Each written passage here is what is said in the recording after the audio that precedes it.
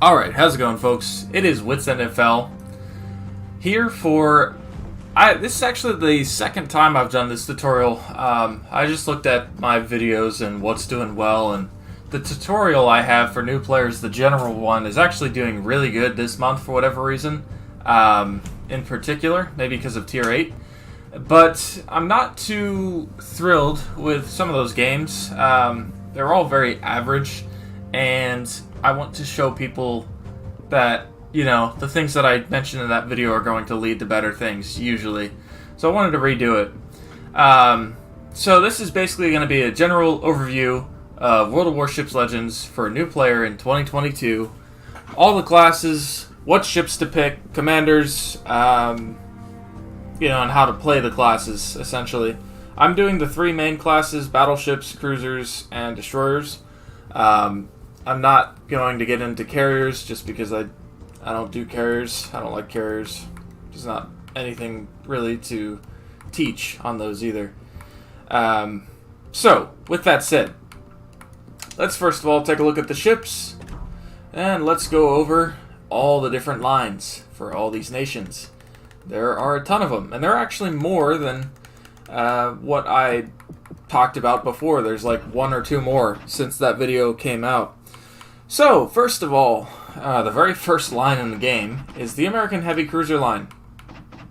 So cruisers basically are all about agility, you know, taking cheap shots, hitting ships from behind islands, you know, hitting them with guns frequently, setting fires, and dodging shells. They're not like tanky like battleships.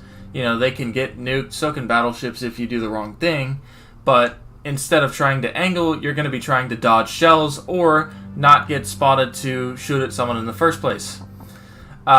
This thing basically has 9 8-inch guns. They do very, very good with HE, very, very good with AP, but it has no torpedoes. I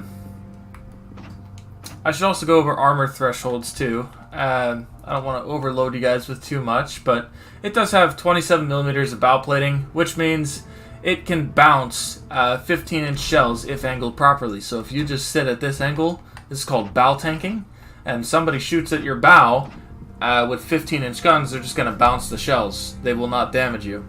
If they shoot the guns, they can knock your guns. If they shoot the superstructure, they can get damage off of that. But again, you're a cruiser, so if you're going fast enough, that's going to be a hard shot to place. Or if you're dodging too. So that's just it's a great ship. You can bow tank some battleships at its tier, and the guns slap. AP absolutely slaps. It's the closest cruiser to battleship guns, is the best way I have of putting that, in my experience. Next up, we have the Cleveland. Cleveland, if we take a look, has lighter armor. This is a light cruiser instead of a heavy cruiser. The AP does not slap as hard. However, you get a better reload. With 7 seconds space, it goes down to like 6.5, and with commanders you get it lower.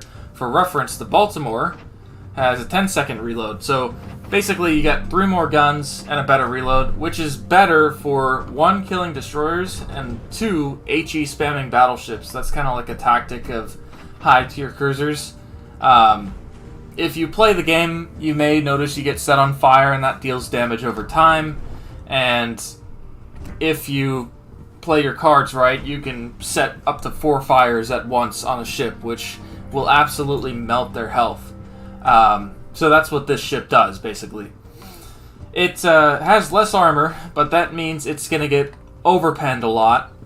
You'll notice sometimes you shoot ships and do minimal damage. That is because, more often than not, you overpenetrate them, especially with cruisers. Not so much at low tiers, but at high tiers it happens a lot. Ships that you want to dev strike are just going to get away with 4,000 damage just because the shells pass right through. That does this a lot. It gets overpenned a ton. Against cruisers, though, it is not going to get overpenned. It is going to get nuked. So this thing is great against battleships, better against destroyers, but worse against heavy cruisers. At least that's the theory. Next up is the Iowa. Iowa is an American battleship, has 16-inch guns, great AA, the best AA at tier 7, if I'm not mistaken. 26.4 second reload with my current build. You can get that down to lower. The whole point of the Iowa is it is very, very accurate for a battleship. That's a thing that you'll struggle with as time goes on, as ships start to get inaccurate, not hit. You won't have that problem too much with this ship if you're running a dispersion build, which I'll get into what that means when I get into the commanders.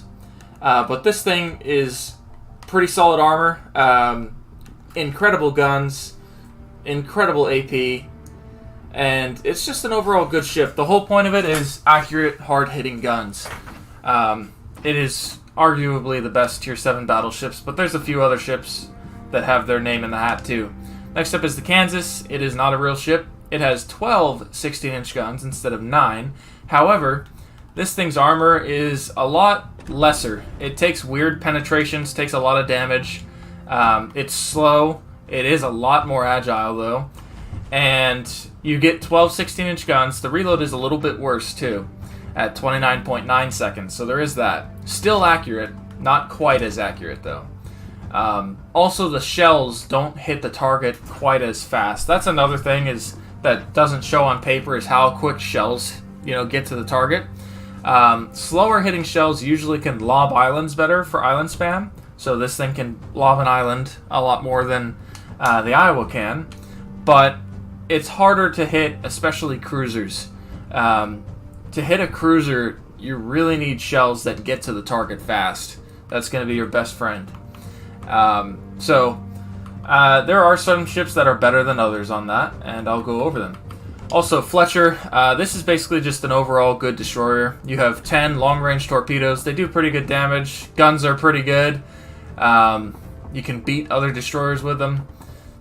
You get a long smoke screen. You get solid AA. It's just kind of like a jack of all trades, master of none. But again, it is pretty freaking good at all trades. Next up is Japanese heavy cruiser line. It's currently the only Japanese cruiser line. These things, the whole point of them basically are they do a lot of HE damage, and they also have a lot of torpedoes too. They don't have a great reload. This is base reload, so it can get a lot better. This, you see 15 seconds here. In reality, once you throw in a commander and skills like this one, it gets down to about 10 or 11 or 12. I think it's like 12 or 11. But the HE damage is very high. You do a lot of damage with the HE, and they penetrate really, really well as well. With as far as HE, 17% fire chance, which is above average by quite a bit. So it's a good ship. You get torpedoes on this one. They're long range at 11 kilometers, so you're not going to run out of range on those too often. It does get nuked if you go broadside. It doesn't get overpenned often. So there is that to keep in mind. Next up, the Amagi. This is a battle cruiser, not necessarily a battleship. There's nothing special about that. It's just its playstyle, I guess. There's nothing on paper that says this is a battle cruiser, so this is going to happen. It's just got light armor, high speed, and a lot of guns, so it's a battle cruiser, and that's what it was designed to be on purpose. There's no gameplay effect on that. Armor belt is 254 millimeters. Iowa's is 290 for reference, so it's thinner. It's the thinnest belt armor as far as any tech tree battleship. Now, if you angle properly, you can still bounce anything. But going broadside is going to lead to you getting nuked, sometimes in a single shot in this ship. However, it does have 10 16-inch guns. These are 16s in quintuple turrets.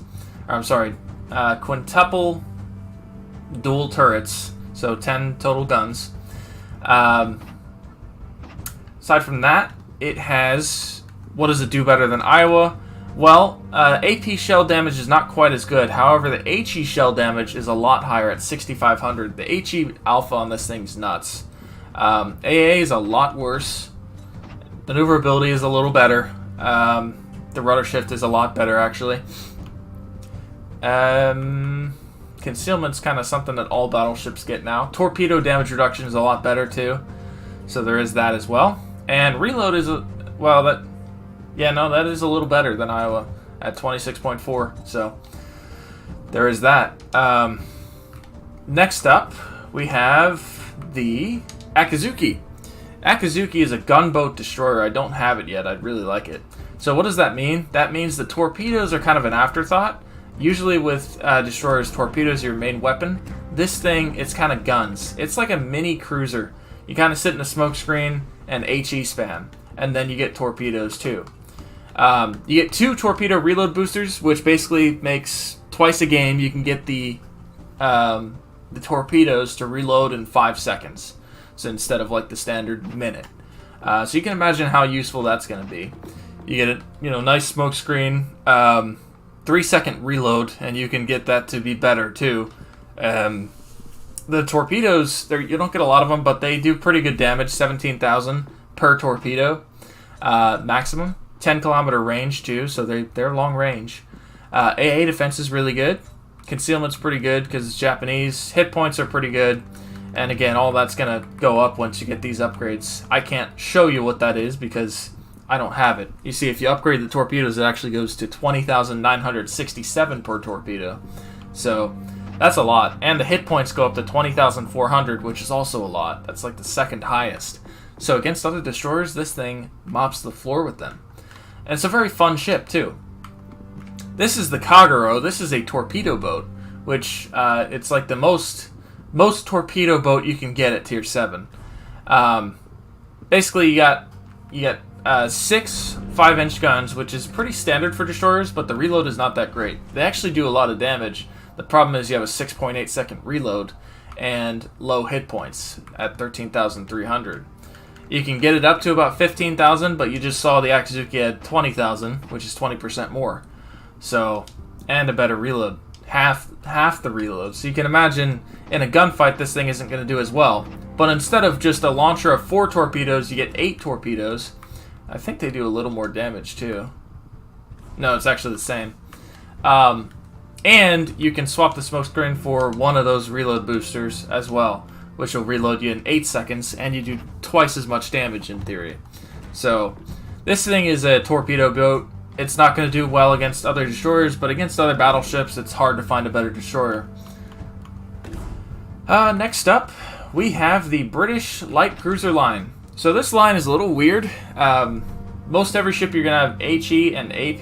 The Italians are starting to get SAP, which is basically armor-piercing damage with HE penetration characteristics. But I guess you'll notice the difference by firing both rounds, and you'll see what one, does well against what. So the Edinburgh only has AP. You might think that's a huge disadvantage because you lose the ability to get damage over time. However, it gets short fuse and insane penetration angles, so AP shells that would normally do nothing on other ships are going to penetrate with the Edinburgh. So it's very strange. You also get a sonar, which is really good, and you get a smoke screen, which means you could just pop a smoke screen and sit in it. You also have the option of getting radar, which allows you to pop a consumable, and for 30 seconds you'll detect any ship within 9 kilometers. No excuses. Doesn't matter if there's a mountain in the way, doesn't matter if there's a smoke screen, doesn't matter if they're just within 9 kilometers, they're getting detected for as long as that consumable lasts. So you can imagine for destroyers especially, that is a huge consumable. And I will mention, both the Baltimore and the Cleveland get that exact same radar. 9 kilometer, 30 seconds. Mogami does not get a radar. Edinburgh does. So, great AP. You get 3 torpedoes on each side, so not many of them. But you get 12 guns that do an insane amount of AP damage. A smoke screen that you can just sit in. What's the other thing? Pretty solid AA. Pretty solid. It's a 6.2 second reload, so it's pretty quick. This thing's technically a light cruiser, but it's actually... it does get nuked if you go broadside, so it does have that respect of a light cruiser, but you notice we looked at Baltimore, which had 27 millimeters of bow plating, Cleveland, which had 25. I mentioned Baltimore can bow tank everything with 15-inch guns. It can't do 16s. This thing has 30 millimeters of bow plating, so it can bow tank everything with 16-inch guns. So there's only one ship at Tier 7 which does not have 16-inch guns, and it's a premium. It's the Georgia. It's not one you're going to come across often. So you can imagine how useful that is. You know, you just show a bow angle or angle to them properly, like this angle. You know, ideally you'd like to dodge the shells and have them hit your bow or something. They're not gonna do much damage. The other thing is, this heal is insane. You can reprint like half of your ship. Normally a heal is going to be like a little sliver of your health. This thing will reprint half of your ship. So that thing is crazy. That is one of the perks of the British line. British lines is the heals are crazy. So with that said, that's the Edinburgh. Next up is the Albemarle. This is supposed to be the British heavy cruiser. So you got 9 8-inch guns. I believe they're 8s. Yes, 8-inch guns. About the same reload as Baltimore. A little less AP shell damage. A little more HE shell damage. 17% fire chance. So very high fire chance. And that's without a commander too. So that can get even better. You get 4 torpedoes on each side that go up to 10 kilometers. So they're long range. Pretty solid AA. Maneuverability that can go up. That can go way up. That's another thing to look at with cruisers is maneuverability. I'll tell you, Cleveland, Baltimore, very agile. Mogami, Edinburgh, fairly agile, but not fantastic. This thing I don't know because I don't have it. I would like to get it. Pretty solid hit points. Bow is 25 millimeters, which means 15s go right through and can Citadel you through the bow. The only thing you can bow tank with 25s are 14-inch guns and lower, and you're not going to come across those except for 1-2 ships at Tier 7. It's mostly going to be Tier 6 that you see that. So, but aside from that, you have great armor everywhere else. So you got 27 millimeters. Watch the part that highlights. That's 27 millimeters, which means angled properly, you'll bounce 15-inch shells. You will get overmatched by 16s. You have a 30 millimeter deck, which means that that 16-inch shells are not going to penetrate straight through the deck. Georgia will, though. And Yamato will, but you're not going to come across that for too much longer when Tier 8 comes around. The other thing is the Citadel, the part that gets highlighted here, is raised above the waterline. So what does that mean? If we take away all this, the Citadel is the part of your ship that has the most hit points allocated to it. So if you get penetrated here, you're going to get nuked. Absolutely nuked. Most ships, like the Baltimore, are going to have it below the water, so it's very hard to hit. This is not. This is above the water. So it is not hard to hit. If you get caught flat broadside, you will get one shot. Easy. Or most of your health taken away. However, the converse to this, Baltimore doesn't have any part that's, above 27 millimeters above the waterline. This does. Which means, if somebody shoots this part of your ship, like let's say, you're showing a pretty good angle, they shoot at your belt, and you cut in towards them, so that way they hit the belt angled, you're going to bounce any shell in the game. Doesn't matter what it is. So, you can imagine that would be useful, because they're not going to get damage off of you. So I personally prefer it. However, I will warn you that is going to be a high skill wall play. It's going to take some experience to get to a point where you feel comfortable doing that and you can do that effectively. So, but the whole point of this thing is it slings HE that hits incredibly hard. Incredibly hard. You do get super heals too. So that's another thing. You get those same super heals that reprint half your ship. Yeah, and you get a radar, too. So, it's a pretty good ship. In the right hands. Vanguard. This is the British battleship. This thing has 15-inch guns. This is the first Tier 7 we're going over with 15s. Whole point of this ship is just to be quirky and weird. So, short fused armor piercing, which means you're less likely to overpen cruisers, but also less likely to get citadels on battleships. AP's pretty good, but I notice it's a rare day that you get above 10,000 damage to salvo. However, it is a consistent 10,000 damage to salvo, so it's, you can take that.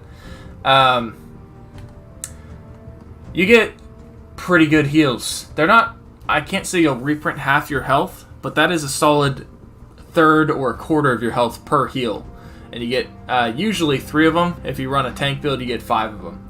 You get a reload booster, which cuts the reload in half for 15 seconds. So that means you can basically get 2 more salvos off per game at an opportune moment. So if you get a flat broadside, you pop that, you slap them with your first salvo, pop it, slap them with your second salvo, 8 seconds later, and then, you'll get another salvo in 12 seconds instead of the standard reload. Pretty solid hit points. Torpedo damage reduction sucks. Reload's really great at 20.8 seconds. If you remember, Amagi had 26, Iowa had 27, this is 20. Actually better AP shell damage than even the Iowa. And HE is insane. 5,800 damage a shell and 42% chance of fire, so it can slap people. HE is absolutely crazy on this ship. A defense is okay. Pretty solid. It's not terrible. It's a little more agile than the Iowa, but not fantastic. And it also is hidden for a battleship at 13.1 kilometers. This thing, I will say, if you get caught flat broadside, it does like to get nuked, so you got to be careful about that. Armor isn't fantastic. The turret firing angles aren't fantastic either, because you do end up having to show a very flat broadside to get all 8 guns off, so that's not really preferable. So it is a bit of a high skill wall ship, but as far as damage, the ability to output damage, I'm pretty sure it has the highest in the game as far as tech tree battleships. So in the right hands, it can be the best. What's up, Azuma? So we went over that. We got the reload booster. Next up is the Lightning. So the point of this destroyer, we went over other destroyers that had other consumables. This one has a ton of smoke screens that are short duration. So it's just kind of like an oh shit consumable. If you get spotted, you pop this, retreat, and leave. Or you HE spam for a little bit, and you HE spam for a little bit and then pull back. You get a sonar, which allows you, it kind of does the same thing as radar, but to a lesser degree, and it works on torpedoes too. So you can detect any ship at 3.5 kilometers, which is useful if you pop a smoke screen and there's another destroyer coming at you. You can shoot at them while they can't shoot at you. Hit points are a little on the lower end. Main battery, they have very good HE fire chance at 9%. If you remember, the Fletcher had 5%. So, you notice that versus cruisers, but this has also half the reload of a cruiser or a third of the reload of a cruiser, so there is that. Also, you're getting a lot more torpedoes, so you have that tool at your disposal too. Nothing special about these torpedoes damage-wise, and nothing too special there. However, what is special is you can launch these torps one by one. Normally, with torpedoes, you have to fire the entire rack. So if you have if you have 3 racks of 4, you got to fire a whole rack of 4, another whole rack of 4, another whole rack of 4. These torpedoes you can launch one by one. So if you want to launch 10 at the exact same spot, you can launch all 10 at the exact same spot. You could launch a single torpedo here, whatever it is, right? So that is very useful, especially for like permafloods, which I'll get into damage cons once I get into the gameplay. Next up, the German heavy cruiser line. So this is a little unique, kind of. We went over the Baltimore's armor. This thing has 27 bow plating, which means it can bow tank 15s. It also has an icebreaker bow down at the bottom, which is 40 millimeters, which means you can bow tank everything if they hit the bottom of your bow. So that's very useful. Also, you don't have a raised Citadel. Maybe slightly, but it is turtleback. I don't notice myself getting Citadel too often to this ship. However, on this side plating, you do get 80 millimeters of armor at that bottom. So that means not only do you get the bow tank 15s, but you get this nice little belt that if they hit the waterline and you're angled properly, you can bounce any shell in the game, because it is above 32 millimeters. Anything above 32 millimeters, if angled properly, can bounce any shell in the game. The more, the better, usually. But in theory, it can do it. So that is nice. It's very well armored. This thing is a heavy cruiser. The whole point of it is it's got really good AP. It's very tanky for a cruiser. You get 9.6 second reload, so a little better than Baltimore. 8-inch guns that do better damage than Baltimore, if I remember correctly. And they have great penetration characteristics, too. Also, HE is not terrible. It has better penetration, so you're more likely to get damaged by hitting certain parts of a ship. Also, you get torpedoes. That's another thing. Not only can you bow tank 15-inch guns, you get 6 torpedoes on each side. They don't have a lot of range at 6 kilometers. However, if you get the opportunity to ambush somebody, you can dev strike 2 battleships, 1 on each side. AA is okay. Pretty solid for a cruiser, actually, for a German cruiser. I'm running an Agile build on this thing, so it's very squirrely. You get to, just kind of dodge shells very well. It's pretty quick at 35.6 knots and 2.8 second rudder shift. Pretty solid. Concealment's nothing special, so keep that in mind. This is a great ship. Bismarck. 15-inch guns. Whole point of this ship is to be what's called a brawler, which basically just means you get up close, you get up down and dirty, and you slug it out with people. What does this thing do that makes it so special at being a brawler, other than other ships? Well, if you have played battleships before, you might notice that the secondaries kind of suck usually. They're basically, once a destroyer's too close and they're basically going to kill you, they'll start firing it at that point. Not going to save your life a whole lot. Not going to do a whole lot of damage a whole lot. However, Bismarck is a different story. So, you get heals, you get a secondary enhanced targeting, or you can swap that for the standard other consumables, but definitely do the secondary enhanced targeting because of what I'm going to tell you. You get a sonar, which is very unique for a battleship. Very useful for a battleship. Not only get to detect torpedoes, but if you got a destroyer sitting on a smoke screen, you pop that, or if they're hiding behind an island, you pop it, and the sonars last longer than radars. This lasts 96 seconds, so that's a very long-lasting protection net. Pretty solid hit points, 24.6 second reload, so pretty solid there. What's special, what I was talking about, secondary range. Look at that, 10.2 kilometers, and you can actually get that out to about 11 if you run a tank build. I'm running a Dispersion build, though. It's more of a hybrid build, but I digress. It is nasty, the secondaries. They shred destroyers, and if you start getting into 10.2 kilometers, 11 kilometers with other battleships, you're going to start shooting HE shells at them for the secondaries, which can light them on fire, it can do damage, it can do a lot of things. AA is not that fantastic. It's fairly agile, but yeah, that's kind of the whole point of the Bismarck is, you got those secondaries. Another thing about the Bismarck, which is worth noting, is it does not get citadeled often. If you know what you're doing, because it's got the turtleback armor, it's basically impossible to citadel. Pretty rare that you get a citadel on a Bismarck, but you can smack them for 10, 15, sometimes 20k. So there is that. Up close, they are impossible to citadel, and if you shoot the belt, you're actually going to get no damage at all. But there is a spot that you can shoot them that is going to slap them up close. A couple of spots in theory, but I have one that I think is better. Another thing is you got an icebreaker bow, so every other bow we've gone over so far is 32 millimeters on battleships, which means you can bow tank 16-inch guns. You can also bow tank Georgia. You cannot bow tank Yamato, though. That is a legendary tier battleship. It will punch straight through and can citadel you.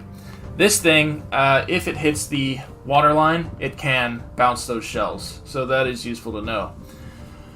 Also, we went over, it doesn't take citadels often, so it is a little more forgiving, I think, for new players.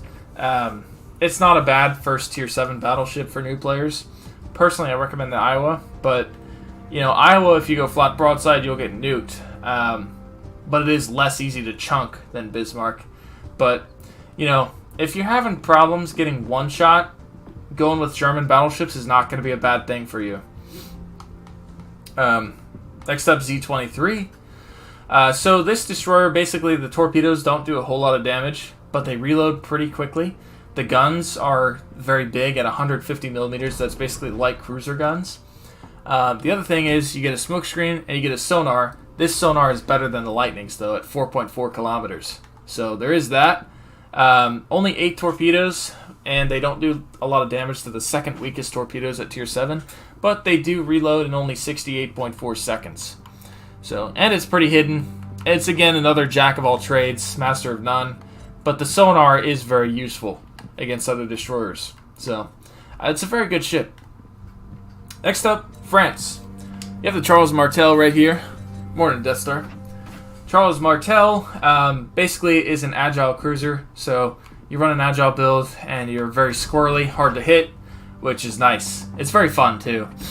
You get a sonar, you get no radar, you do get heals though, and an engine boost, so you're pretty quick. Again, the whole point of the ship is basically to be agile. Basically 9-second reload, and once you actually get it.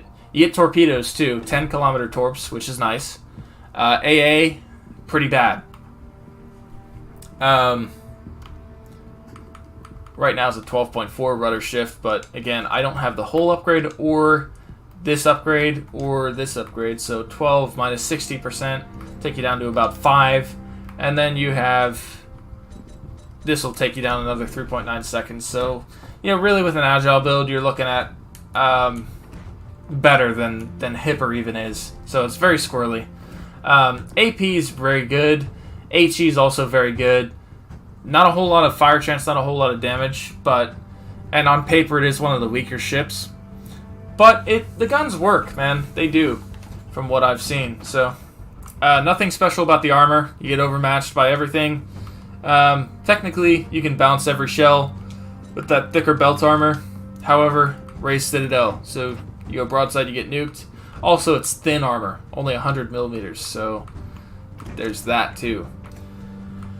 So you're going to get nuked if you don't dodge those shells properly. Keep that in mind. Richelieu. This thing, man, I got a lot to say about this thing. So you'll notice weird turrets. See, up in the front, you have 2 quadruple turrets, and there's no turrets in the rear. So all your main guns, these are secondaries back here. All your main guns are up front. You have 8 15-inch guns, and this is a weird-looking ship, but it was actually a real ship, believe it or not.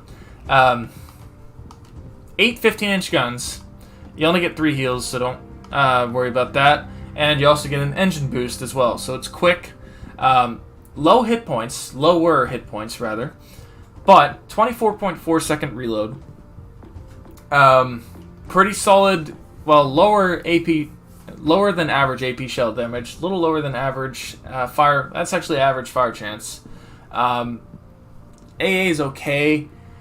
Speed's really good. Maneuverability is pretty solid. Concealment is the same as everything else. So, you know, basically, why is this thing so special? Nothing about that seems better than Bismarck or better than Vanguard. You know, there's nothing special about that on paper, right? I agree.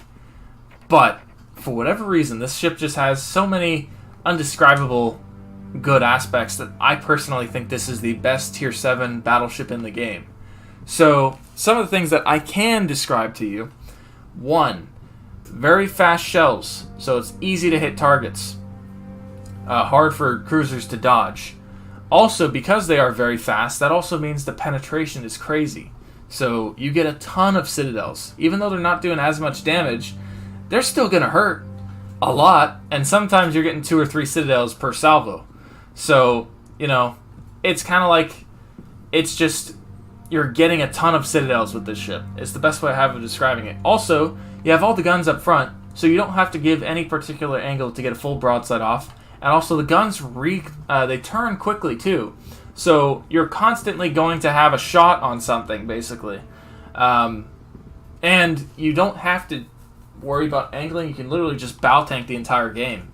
Another thing, if all that wasn't good enough, because, again, I can't describe to you how good this thing is, and if you're a new player, you're looking at this, you're looking at Iowa, and you're like, Iowa shits on this thing. I can't blame you for looking at that on paper, but I'm telling you, this thing's just better. I don't know what it is. The other thing is the armor is really, really good.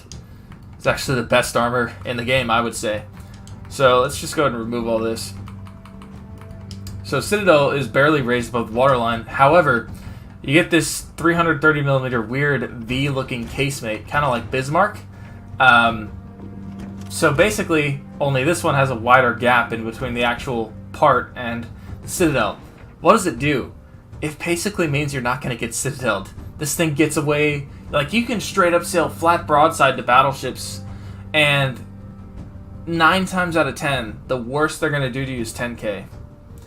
And this thing isn't as easy to chunk as Bismarck. A lot of times you'll get hit for 8k or 6k. It's just so trolly. It is so tanky and defensible. And because you constantly have all guns over the front, and they have great penetration characteristics, it racks up damage like that, man. Also, the ability to relocate too is great too, because of the high speed. I can't describe to you how good that thing is. I just can't. Le Fantasque. In a game that has no carriers, this thing's fantastic. In a game with carriers, this thing is fucked. So, it also takes a bit of high skill wall. You get an engine boost consumable, pretty standard for destroyers. You get a main battery reload booster, which is weird for destroyers, but great, because basically means you can melt 1 destroyer per game, usually. Pretty solid hit points.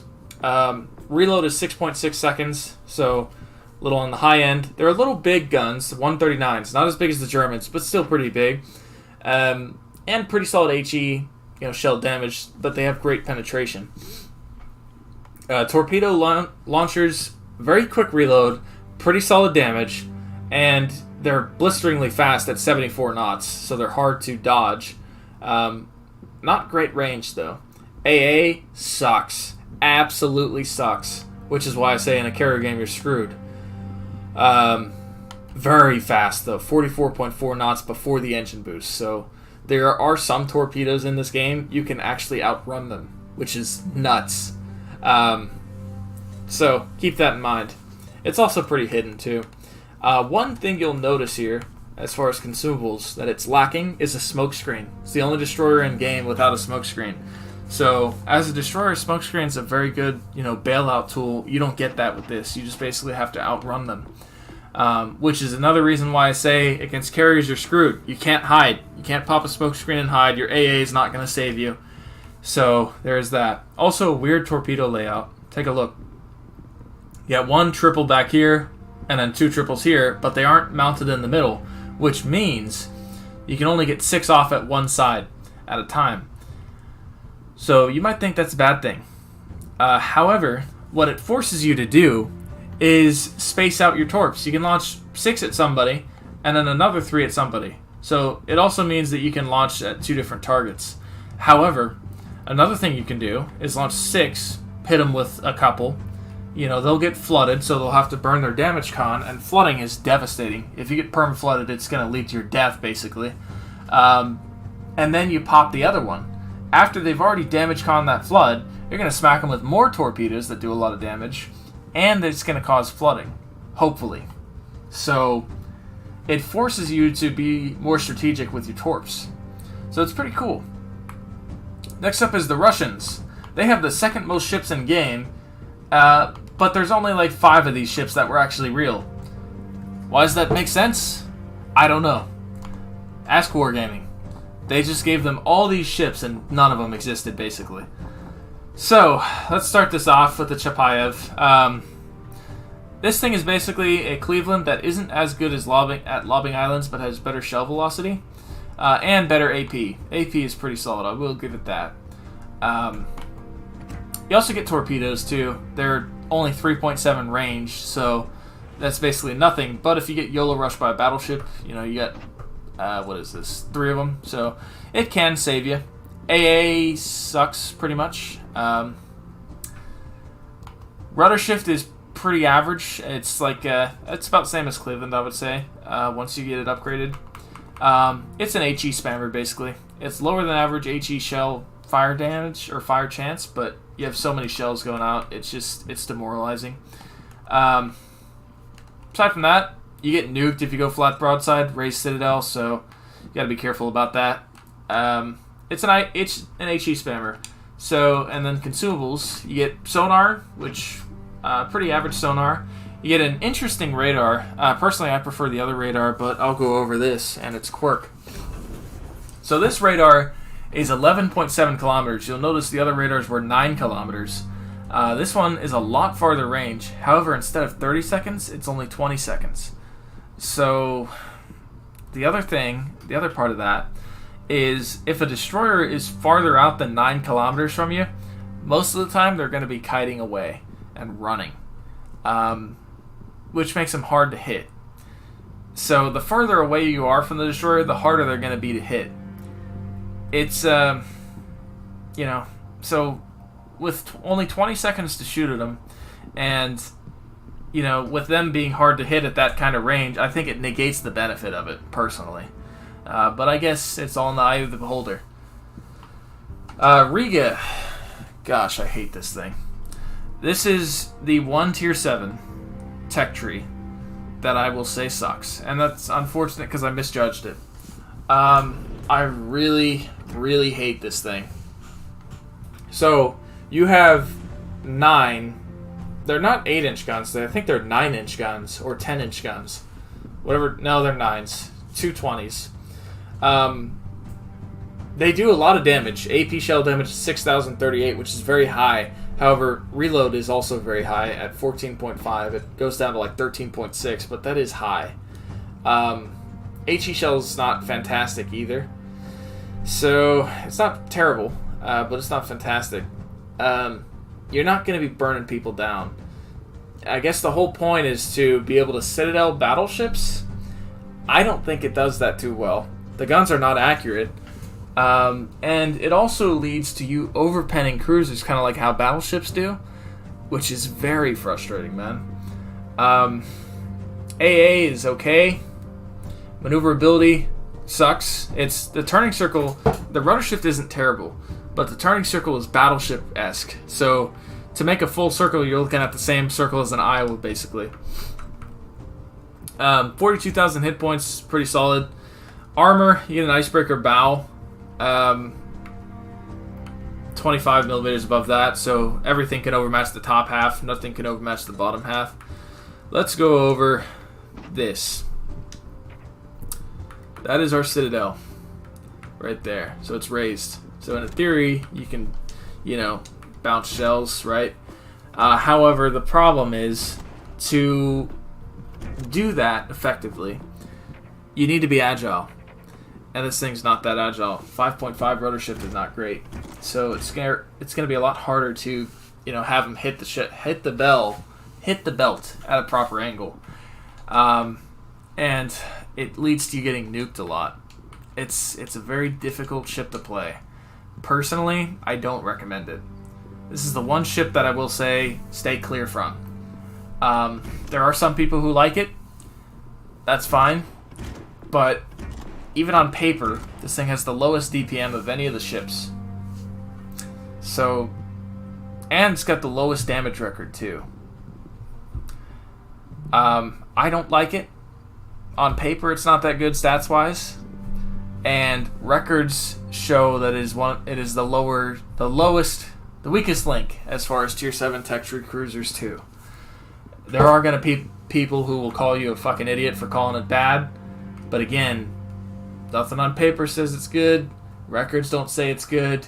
And if you're a new player, you're going to hate this thing. I promise you. I promise you.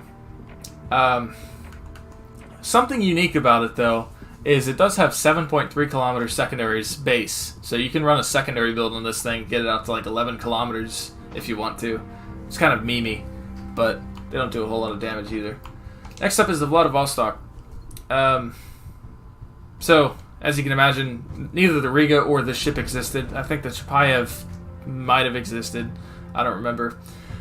You have 9 16-inch guns. This thing's very long. You notice how long that bow is.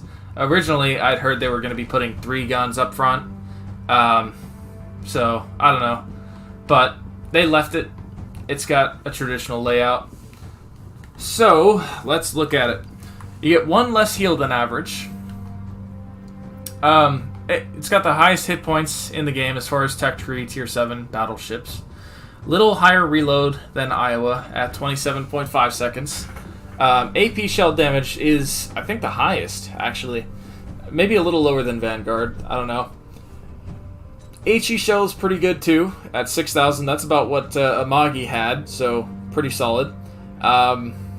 Secondaries are pretty good if something gets in range.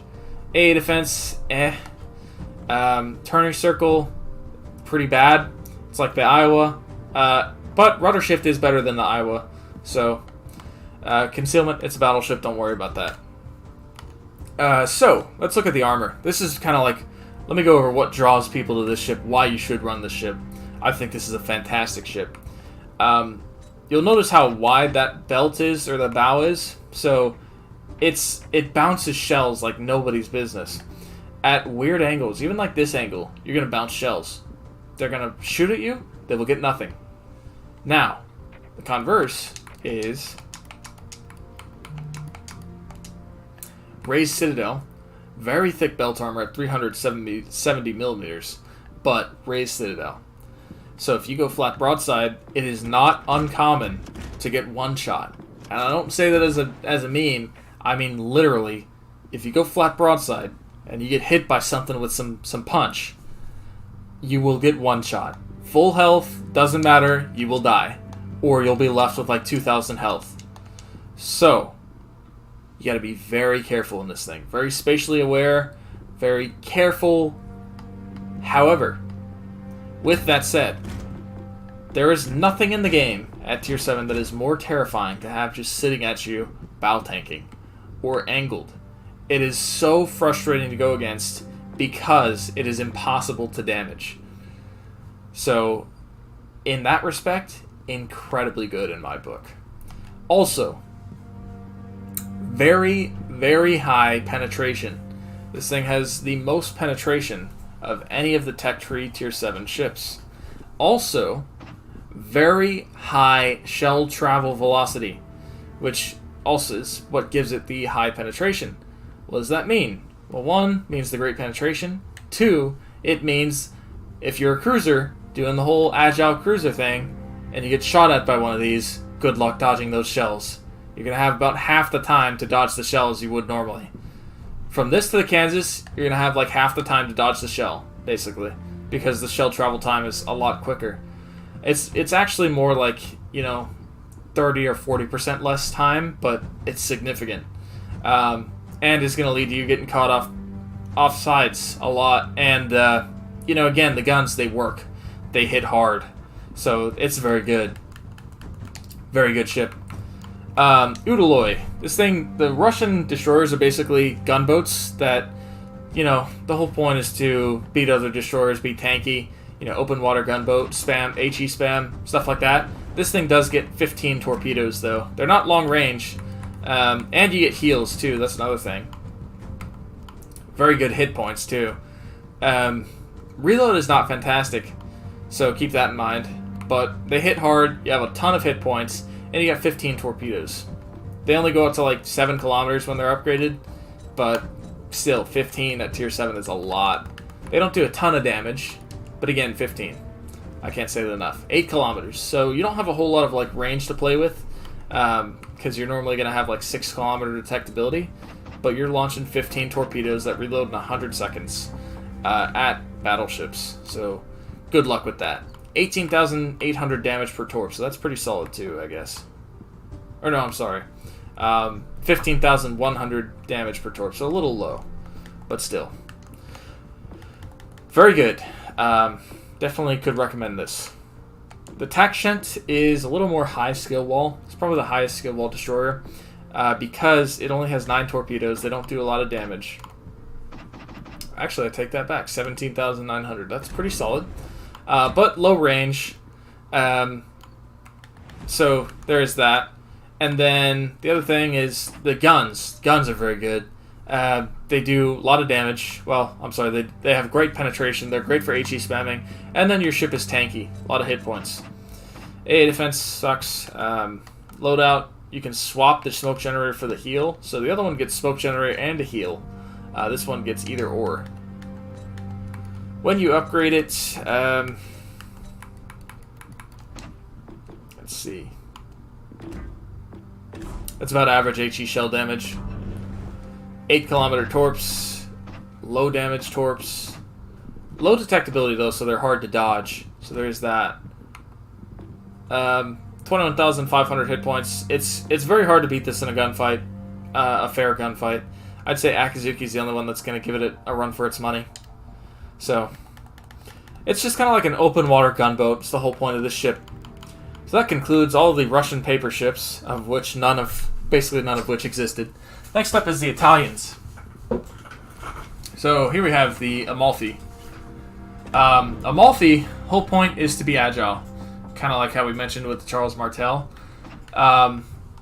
Low damage on paper ship, and it is a weaker ship, I'm not going to lie to you, but it is very fun. I love this ship. It's personally, I'd say it's my favorite Tier 7 cruiser, even though it's not great. Icebreaker bow, but it is basically useless. If you get punched through the bow, you will get Citadel'd and possibly dev struck. Raised Citadel, so you get caught flat broadside, you'll get dev struck. However, it does mean you can angle against every ship in the game, and because this thing is so incredibly agile, we'll just show you what my build has it at. 3.1 second rudder shift and 680 turning circle, which is very small.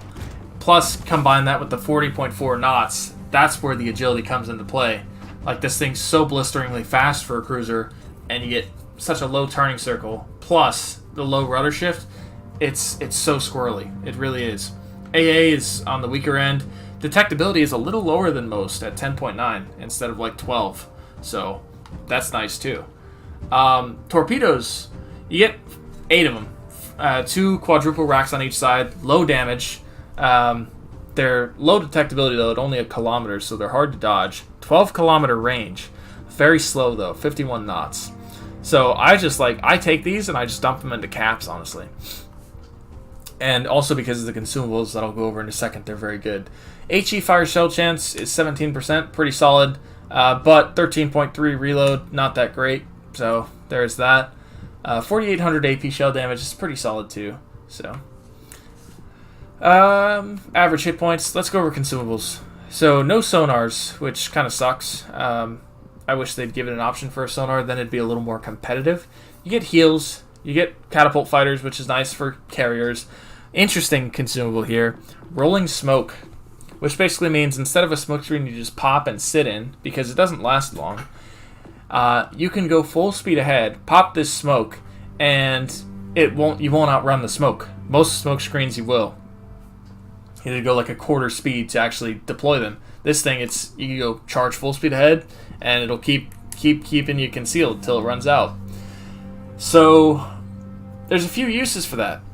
1, ambushes. You can imagine if you're going in for a YOLO rush on battleships, very useful. 2, sneaky up on destroyers, very useful. Combine that and the speed of this ship, it's going to be hard to outrun it in a destroyer. 3, if you're kiting into a battleship, dodging, doing the whole agile thing, and you're going into a battleship, you start getting too close, you pop this, turn around, and then you're good to go. So there's a lot of uses for it, and I love this ship because it has that consumable. Right now it has AP and HE. If and when they ever add SAP, this thing is going to become disgusting. So, but for now, it is a little weak, but very fun. Vittorio Veneto. So, I kind of misjudged this ship at first. I said it was the weakest link. I personally am now back to the position that I would say... What is the weakest link? Arguably still this. I won't lie to you.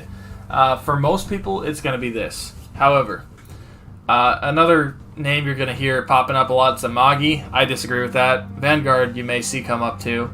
I could somewhat agree with that, but in the right hands, it's very good. So, kind of like the Vladivostok, you angle properly, you're going to bounce everything. You angle improperly, you'll get one shot. However, to a lesser degree, it's not quite as thick belt armor, so you'll get penetrated at this angle, where Vladivostok wouldn't. You'll get Citadel at this angle. But if you go at this angle, you know, they're going to get nothing, basically. So a few things that are very good about this ship. Hit points pretty average. Torpedo damage reduction pretty good at 43%. That's actually very good. 25.8 second reload, so pretty solid reload. Not fantastic, not terrible. HE shell damage 5800. HE shell fire chance sucks. AP shell damage 12,000, low. Secondary range 7.5. That's actually average for a secondary build. However, this thing gets SAP secondaries. So remember how we talked about HE shell penetration characteristics, but AP damage. So you can imagine going up against things that get close, they get absolutely shredded. Destroyers, if you try and YOLO rush this thing, you will get shredded by its secondaries if the main guns don't get you. Secondaries are very good. AA defense, a little weak. Maneuverability. Now for a battleship, fantastic, man. 30 knots, pretty good speed. 15.5 rudder shift, pretty average. You can get that down if you change the the propulsion mod for the rudder shift mod. You get it down to like 13. But the turning circle, 810. It feels like a cruiser. It really does. Concealment, it is below average too at 13.1, so it is very hidden. Another couple of things. The turning radius, or the 180 degree turn time of the guns, is the best in the game as far as battleships. It's cruiser-esque. They relocate quick. Also, they penetrate a lot. They're like Richelieu guns. They just get Citadels, man. It just works. So, I love the main guns in this thing, and I love it as a tank build. If you run this thing as a tank build, another thing, you get 6 heals as a tank build instead of 5, so you get a ton of heals. And the icing on the cake here, you get the same exact rolling smoke generator that the cruiser gets. So, again, same uses apply. Ambushing, destroyers, sneaking up on battleships, turning around. So many things that this is good for. And on a battleship, it becomes even more useful than on the cruiser. Incredibly, incredibly good. So, very fun, but very high skill wall. Next up, Pan-Europe. So, this is only a destroyer line for now. They're probably going to add cruisers at some point. This is the Ostergotland. So, this is a bit of a high skill wall ship, I won't lie to you. Like Kleber, it has no smokescreen. However, this thing has monstrous AA. So, it also gets heals. Not great heals, but it's heals. So, let's go over it a little bit. 18,040 hit points. Pretty solid with this build. 2.5 second reload. You could get that down to like 1.8 if you really wanted to be a full HE spammer. I went with a Torp build because, I like the Torps too. But very quick reload. Not great penetration, not great damage, but very quick reload if nothing else. Hang on. Shit, I thought I had to sneeze. I guess I don't. Torpedo Launchers. Lowest damage torpedoes in the game, 10,893. However, take a look at the range, 13.5 kilometers. Infinite range. You just chuck these into caps, and, you may end up hitting something. Also, look at that torpedo speed, 90 knots. They are blistering. They are impossible to dodge. If you don't know these torpedoes are coming, and you see them, you're screwed. You will get nailed by them. Also, very narrow firing angles, too, so... that's another thing, is you can shoot these torpedoes at ships, and they're going to be very hard to go in between, too. So that is nice. You only get 8 of them, though. And again, keep in mind, they don't do damage. They do very low damage. So your whole goal is basically going to be, if you get an opportunity to slap somebody, you can. You're not going to dev strike somebody, usually. But permafloods, very good for permafloods. Also very good reload at 73 seconds for the Torps. AA defense is incredible for a destroyer. Not only do you get, this kind of damage, it's 75 AA rating, which is basically cruiser AA. You get defensive AA fire consumables, which means you're going to shred through planes, basically. So, very good against carriers, however you don't get the smokescreen. It's pretty quick. Well, actually, it's not terribly quick. I lied. So, the whole point, you get very quick firing guns and very quick torpedoes, very quick firing torpedoes. So you're trying to get damage over time with it. And the most important thing is it's the best AA destroyer in the game. It's the best counter against carriers in the game, except for the other pan-European destroyer, the Friesland, but that one does not have torpedoes. Next up is the Pan-Asian destroyers. I don't have these. I'm kind of interested in them now, I guess. This is basically a Benson, the Tier 6 American destroyer, but with some quirks to it. So, you get an extra smoke screen, one more smoke screen than normal. Basically, it's lower hit points than normal, 15,500, so it's weak. 18,000 torp damage, 10 kilometer range, but look at that detectability, 0.7 kilometers. So it's very hard to spot those torpedoes. So you launch those at battleships, by the time they see them, it's too late. However, the thing about those is they're deep water, which means they're impossible to hit destroyers. And I don't mean that figuratively. They literally cannot hit destroyers. They pass right under the ship. So very hard to dodge in a cruiser or a battleship, but, you know, that takes away one of your tools against destroyers. Reload is pretty good at 3.3 seconds. Guns aren't terrible, but it's a Fletcher with one less gun, so keep that in mind. Torpedoes, we already went over that. You know, very hard to hit, very hard to dodge, which is nice. So it's a torpedo boat for sure. AA defense, pretty average. That's average. That is also going to be average. Consumables, you can swap the smoke screens for radar, which I have mixed feelings about because, you know, this thing, I don't think it's going to beat destroyers in a fair gunfight too often. And without the smoke screen benefit, you know, I don't know. I don't know that it's useful. Only 15 seconds, 7.5 kilometers too. So you're basically getting to radar a ship for a few seconds, maybe scare them, but I don't know how I feel about that. So that's every line in the game, guys. I went over the point of every single one of these, so you can pick for yourself which one to go with. If you're wondering my recommendation, personally, I think the best one to start with is going to be the American lines, no matter what. I think the best overall battleship line in the game is this one right here. I'll tell you that. I don't think there's a bad battleship line or a bad battleship in this lineup. I think they're all fantastic.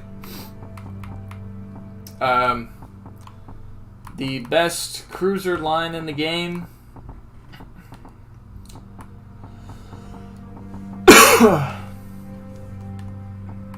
I gotta say, I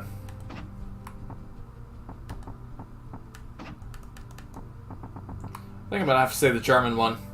That's the best overall cruiser line in the game. And then the best destroyer line in the game, I guess, I only have a few of them.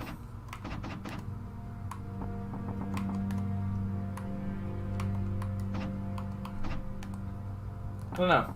I haven't made up my mind about that one. Probably the Americans, if I had to guess. Just because none of them are really bad. So, I'm just going to go ahead and say the Americans. So yeah. That said, let's go ahead and get into some gameplay here. I'm going to take you through a game of each class and hopefully do better than the previous tutorial did. I'm going to take you out in Tennessee. This is a Tier 5 American battleship, 14-inch guns. 12 14-inch guns. You get 25 millimeters of bow plating, which, if you remember right, we said that can bow tank 15s, but 14s and below. Well, I'm sorry, you can bow tank 14s. Anything. I'm tripping myself up. No, you can bow tank 14s, but you get overmatched by 15s. So there is that. Which 15s are not uncommon at Tier 5, Tier 6. But I don't think it's too much of a problem. So, oh yeah, commanders. Let me go over that real quick too. Morning, Battleship Missouri. I'm just going to go over the different types of commanders for each class. So there's going to be 2 types of battleship commanders, 2 types of destroyer commanders, 2 types of cruiser commanders. For the Americans, Willis Lee is going to be your tank build. What is a tank build? Basically gives you options for reduced fire damage, you know, getting up close personal with secondaries, like skills like this that give you better range, better accuracy with secondaries. They'll have a ship skill called Brawler, which reduces your range and increases your detectability of torpedoes and reduces your reload, but I don't recommend that. And also you're going to get a skill called Master Mechanic, which gives you 2 extra repair party charges, which is very good. So that's very nice. So that's what a tank build looks like. So that's the tank build for the Americans. This is the Dispersion build. It basically means all these skills are dedicated to better AP damage, better shell grouping, better accuracy, better range, all that stuff. But you are more prone to taking damage, so keep that in mind. Dispersion builds are going to have skills like Flammable Cannoneer, Gyrating Drill Bits, and Marksmanship. Those are the kind of the 3 main skills. Next up, cruisers. You get 2 different types of cruiser commanders. This is what's known as the damage build. Basically gives you better range. You'll have skills like Beyond Range, Igniter, and Punch Through. So you get better range, you get better fire chance, AP shell penetration, or you get better dispersion. I don't go for that on this personally because dispersion's great on cruisers. Other one is going to be the Agile build. As the name suggests, the whole point is to give you skills that make your ship more agile. You'll have skills like full speed ahead, sponge, velocious, and steer clear, which I guess the other one has anyway. So that's the Agile build. Next up, destroyers. You're going to have 2 destroyer captains. This is a torpedo build. Going to have basically skills dedicated to making torpedoes hurt more, reload quicker, faster, all that stuff. You'll have skills like Subsurface Venture, Cloak and Dagger, Torpedo Safari, and Destroyer Be Destroyed. So, and next up is the Gunboat Commander. Basically, skills dedicated to making the guns work better. You'll have skills like Observant Range, Mortar, and 1,000 Cuts. So, that's basically to make your main guns perform better. I'll tell you, so if we take a look, we mentioned William Sims is the Dispersion build, so you see those skills. How you can tell which is which for all the other nations is just by looking. You see, you got the same skills, basically. Usually, the skills don't really change. This is the tank build, as you can see. They don't really change in between the nations, so. Tank build, right here. Dispersion build, right here. For cruisers, see we got Beyond Range, so damage build. William Tennant, we have full speed ahead, so Agile build. And then let's go to this guy. We have Subsurface Venture, so we know it's a torpedo build. Philip Land, we have. Oh, this is a weird one. I guess this is a unique commander. I've never seen this. Huh. Well, I guess that one's weird. Maximilian von Spee, Subsurface Venture, Torpedo Range, Eric Bay, Observant Rage. So you get the point by now. So those are commanders, basically. I'll tell you that usually for battleships you go with a dispersion build. Secondary battleships you go with a tank build. Cruisers, normally you go with the damage build. Agile cruisers, you go with the agile build. And usually destroyers, you go with the torpedo build. With gunboats, you go with the gunboat build. So, with that said, let's go ahead and get into a gameplay of each of the classes. I'm going to take you through battleships first in the Tennessee. Let's go ahead and do it. Oh, wait. Never mind. I don't want to show off that skill, I guess. I'll show you a more standard build. I just got a weird commander last night that I've been trying out.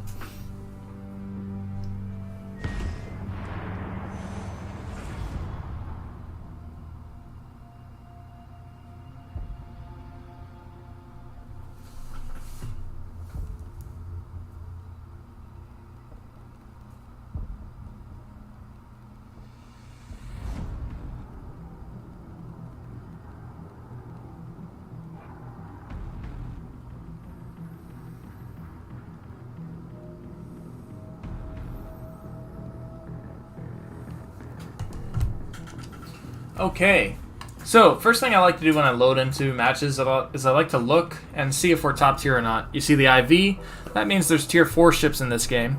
We're tier 5, and you're only ever going to have 2 tiers in a game. There's going to be one tier that is lower than the other, and one tier that is above. Because there are tier 4 ships, that tells me we are the top tier, so we're going to have an advantage here. They have a T-22 and a Navy. T-22 is concerning.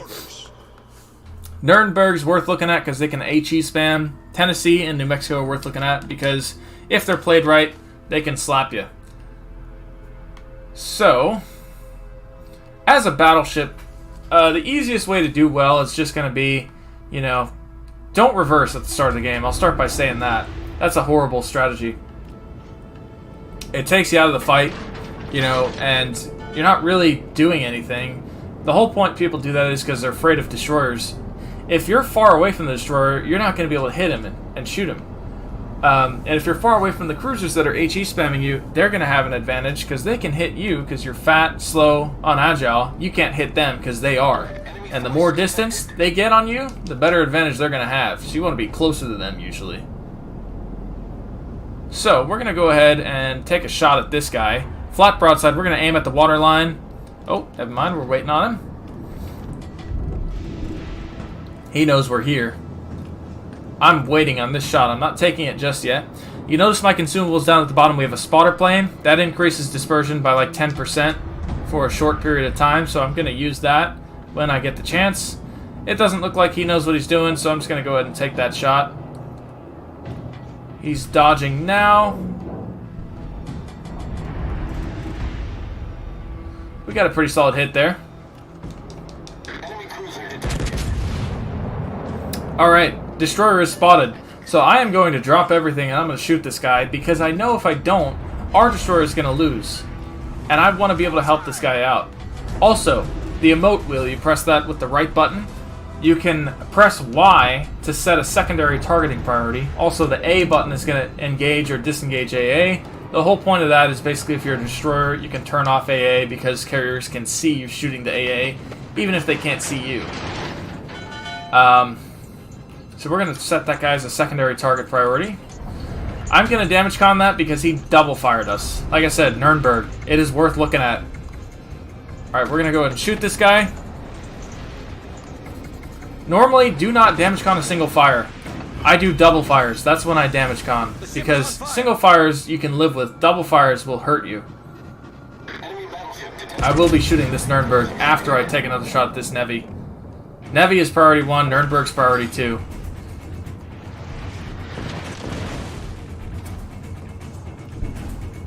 I'm gonna shoot this guy. I can't okay, there we go. Yeah, so typically going flat broadside's a bad idea. There we go.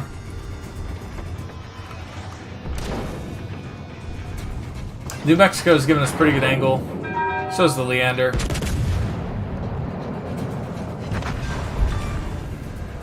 Enemy destroyer blown up. So I guess we'll see. Now, I am still paying attention to this guy. He cannot overmatch us because he's got tiny guns, so I'm not worried about him particularly. I'm going to go ahead and take this shot, pop the consumable at the waterline. We'll get that fourth gun off too. He got overpenned. Fantastic.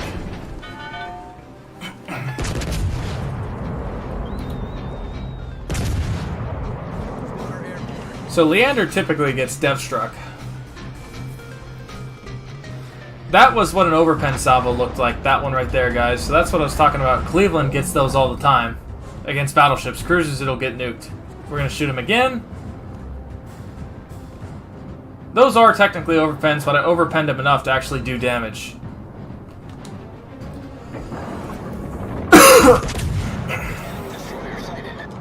Yeah, see, Andrew Doria's got smaller guns, so he's less likely to overpen, but also less likely to Citadel a battleship.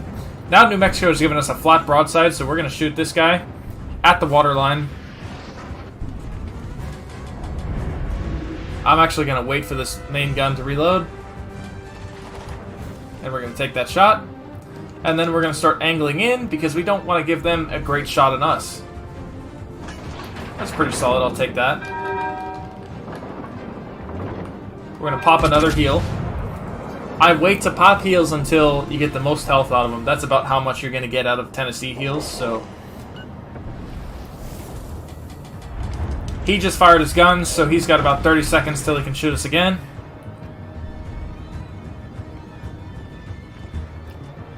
Kavaur's giving us a pretty solid angle, so I'm going to try and turn and get a shot on him, honestly.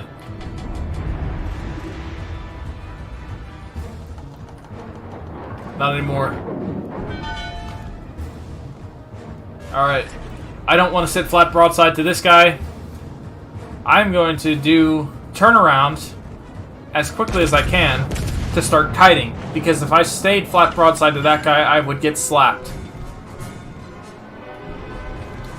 Kiting's going to allow me to angle against this guy, even though he just got a weird penetration on me for 9,000 damage. We're going to take a shot at him with the rear guns real quick.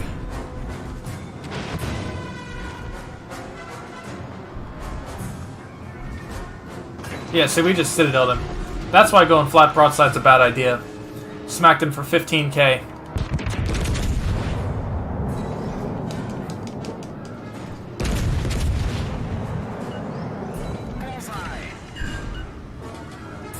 And you see, he only got 2,000 on us because we were well angled to him.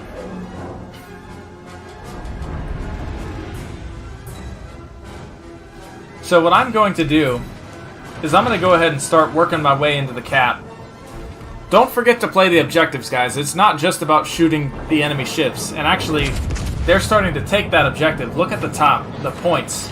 Right now we're in the lead. If they get 2 or 3 caps, that's not going to be the case. And they can win on points, even if we do the best job in the world of mopping the floor with their ships. So do not ignore the caps. Play the objectives. I am aiming up for the superstructure / the guns, because that's going to be my best spot to get damage on. Even though the Italian battleships are a little bit hard to hit those kind of shots on. I don't want to... So my problem is I know the New Mexico is right there. And I know he's going to slap me if I turn too quickly. So I'm watching. He's not giving us an angle anymore, so I'm waiting. There's the New Mexico. Taking a shot at the waterline. We're popping that dispersion because that is the shot we're wanting to get. A flat broadside battleship. We got him for 10k. Kavaur's shooting at us. I would be playing more aggressive to angle. He actually got us pretty good there. But normally Kavaur's guns don't work all that well, so...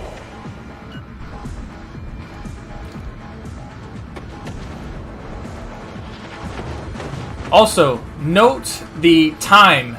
Oh shit, that's not good. We got lucky there. We got lucky he missed that shot. Otherwise, he could have slapped us just as hard as we slapped him. So if you look at the orange circles, that's going to tell you, that's going to show you how long you have till you reload for each one of the guns. And then you've, of course, got a timer. Each one represents a single gun. Because there are 4 guns, there are 4 little quarters of the circle. Enemy battleship sighted.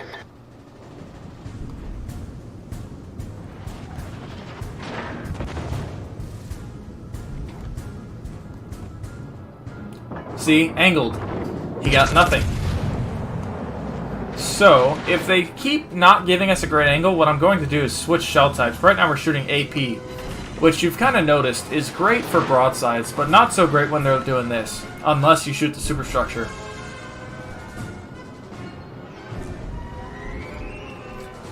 So we're going to aim for the superstructure real quick, and we're actually going to switch shell types real quick to HE. And I will show you what HE behaves like. Yeah, see, we only got 1,000 damage there because he is angled. So at this point, HE is going to detonate as soon as it hits something, which usually means you're getting guaranteed damage, but less of it. However, that also means you have the opportunity to get damage over time by fires. So there's a couple of different parts to it. So we're going to aim superstructure. That's usually the best spot.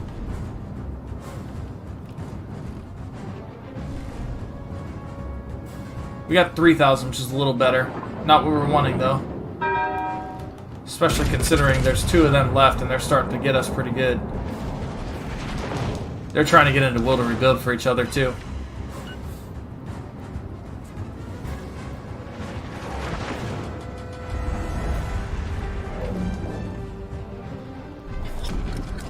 battle ends in 5 minutes.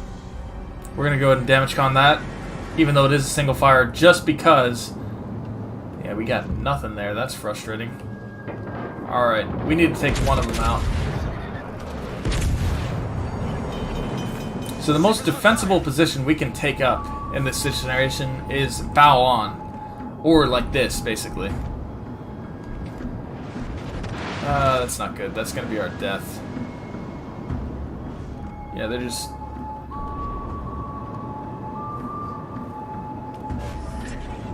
Problem solved, sir.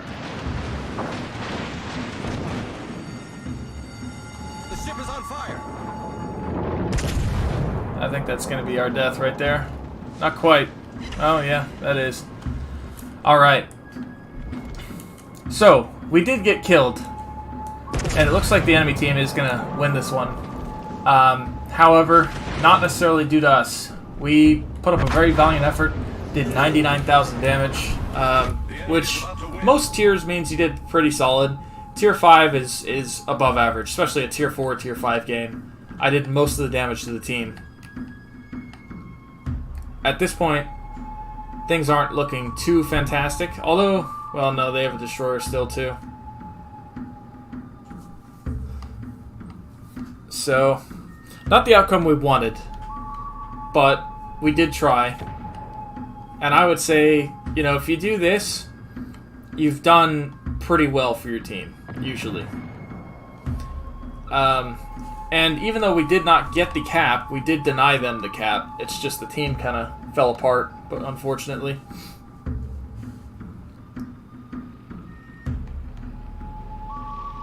Oh, it's not going to go good for this guy. Yeah.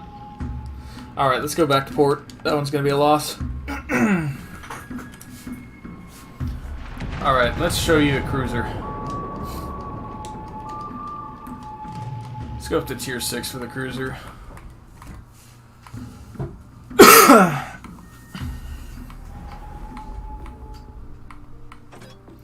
I could show you the Talon, but that's kind of like...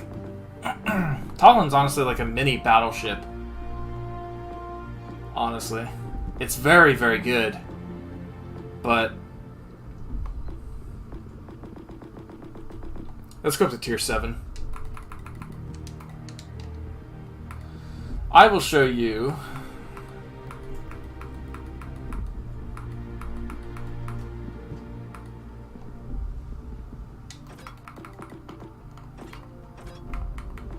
filter this to just cruisers. I'm going to show you the Baltimore. I think that's going to be the best thing. Because, you know, this thing can bow tank some things, which is nice for high tier play, but it also gets overmatched by a lot of things, which is nice to show you what to do for most cruisers, because most of the time you're not going to be able to bow tank in a cruiser.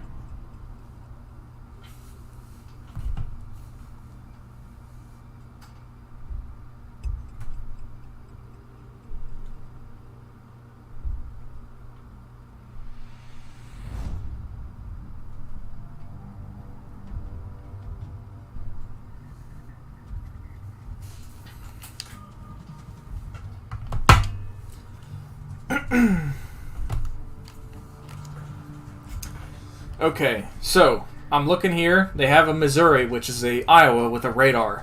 It's a very rare ship. It's actually probably one of the rarest ships in the game. This is a carrier game, so you'll get a taste for that. They have two Sommers, which are very scary torpedo boats. These are not tech tree ships. They're premium ships. They're campaign ships. So you're not going to see them terribly often. So this map's a little weird. This island, sometimes you can not get spotted, sometimes you will get spotted. I'm usually in a cruiser gonna have HE loaded, and then you have AP whenever you get the opportunity. If we get we can bow tank everything in this game except for the Missouri. We know we have a Saipan on our side, which is a broken-ass carrier. We have a Black, which is a very good destroyer. Alright, so there's the battleship. We cannot bow tank him. We're going to go ahead and shoot HE at his superstructure. Right now, we are not spotted. Oh, hello, Summers. Enemy cruiser sighted. So I'm going for superstructure. I will be shooting that destroyer as soon as I get a chance. Oh, there we go. There's our chance. We're going to go ahead and shoot him. If we don't shoot him, we are being a liability to our team, not a help.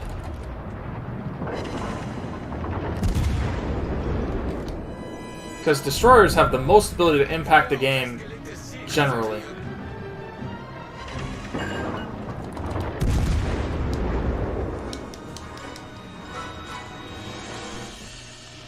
Alright, he's disengaged. Let's go ahead and continue with the Missouri here.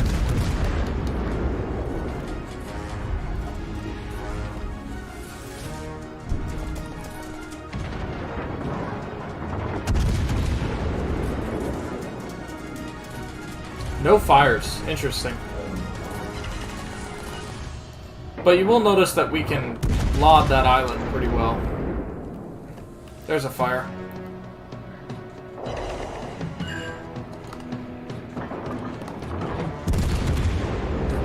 The Riga is basically a worse Baltimore. That's the way I have of putting it.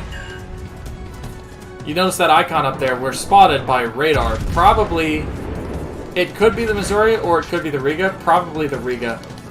Because the Missouri is going to be saving that for the destroyer.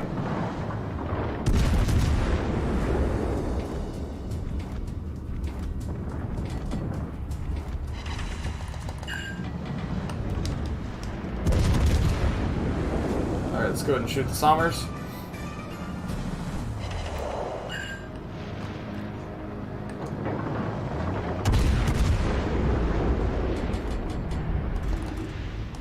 We're going to go ahead and load AP.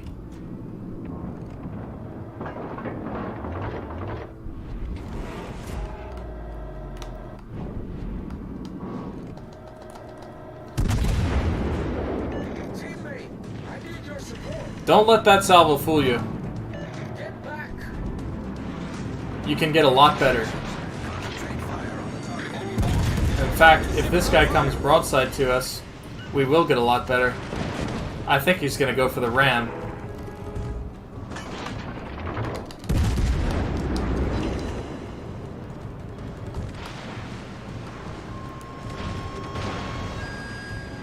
Yeah. He didn't want us to get that broadside, so he just went for the shameless ram. So, that is unfortunate. Not a whole lot we could have done to dodge it, though. And that does take our radar cruiser off the board, if nothing else. The Missouri is pretty well wiped. Once this North Carolina comes around. Let me go ahead and get you guys another one in a cruiser here.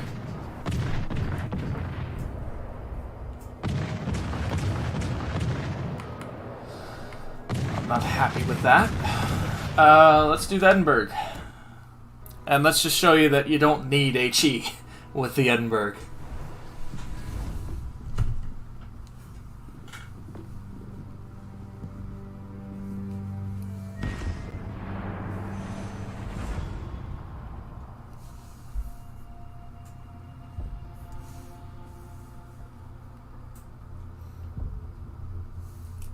By the way, guys, if you do enjoy this video, don't forget to leave a like on it and subscribe to the channel if you have not already.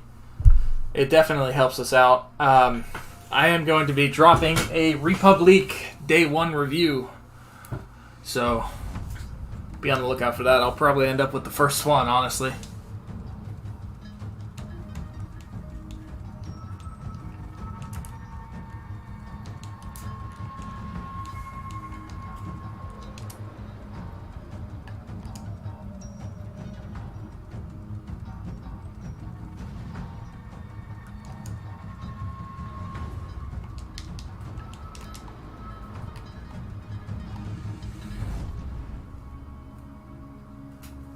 What up, Jacob?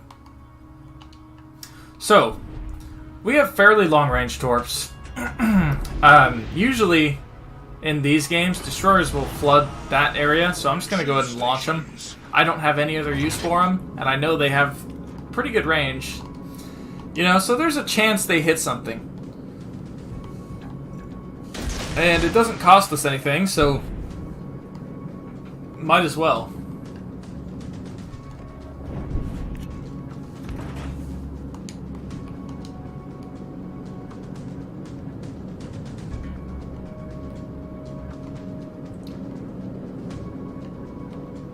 Us, an Ochakov, and a Georgia.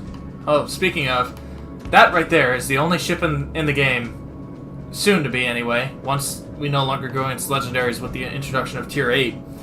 You won't go up against the Yamato. That is going to be the only ship in the game you can come across that can overmatch you. So, keep that in mind. It's not one you're going to see too often. Don't let it fool you. They have a Vladivostok. We are top tier. They have a Lightning. It's a single destroyer game. That we have an Akizuki. The Akizuki, good chance, is going to beat that Lightning to the ground.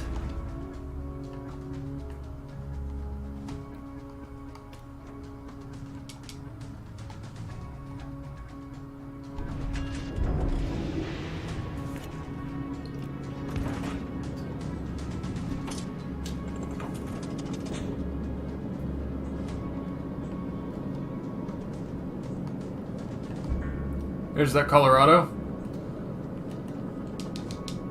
So, we are the ones spotting him, so we can't really smoke up at this point. I'm gonna go ahead and take some shots and just kind of dodge. That's my goal.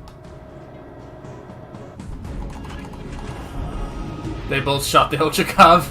That figures. Ochakov's a pretty busted ship, so... I'm gonna turn around and start kiting instead of sailing towards them. Now, look at that. 9,000 damage. That's a battleship salvo, basically. We do have to be careful because he's probably going to slap us. Nope, undershot us. We're good.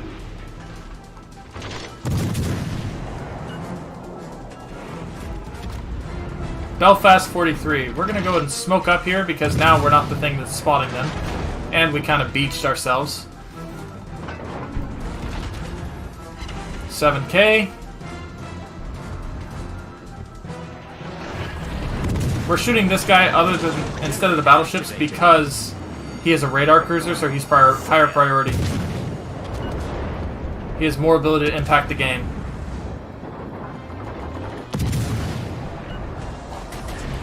Smoke screen set. Also, he can radar us in our smoke screen.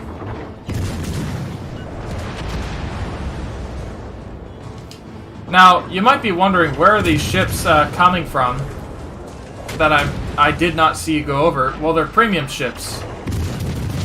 So...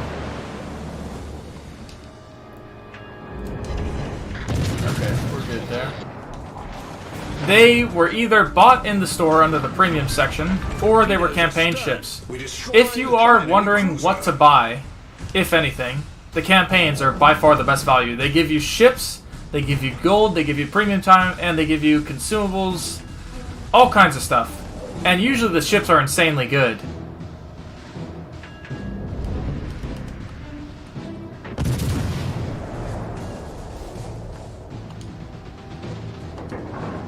I know that that's not where the, thing says they're going. However, I figure there's a good chance they're going to turn in.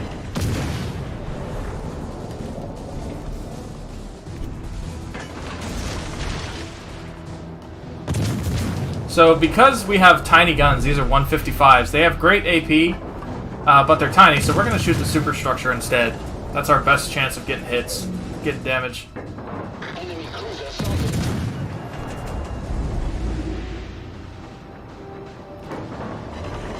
Now I'm noticing in my peripherals Scharnhorst shooting at me, so I'm going to turn. Oh shit, Iowa's shooting at me too. That could have gotten a lot worse. Now you notice those torpedoes, because we placed them there, it's going to pay off. So don't always just shoot torpedoes where the track says they're going. Now this guy's shooting us, so we're going to shoot him back. That's the way I work. You want to shoot me, I will shoot you right back, sir. Enemy battleship destroyed. We have to turn in to bow tank this guy because we have the 30mm bow. However, we would have gotten nuked had we not.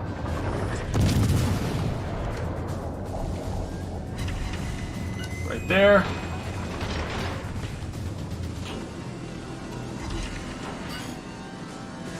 Now we are getting a little too close, which is starting to get to be a problem.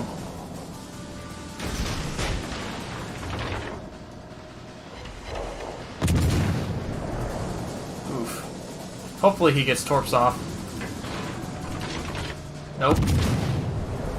It's on us.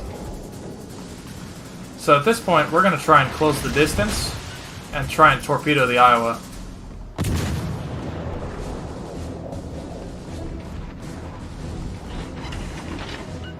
Looks like those torps look good. Got him with one. If he is on damage con, that's devastating. He's perma-flooded. Popping another heal here. I think, yep. Nice.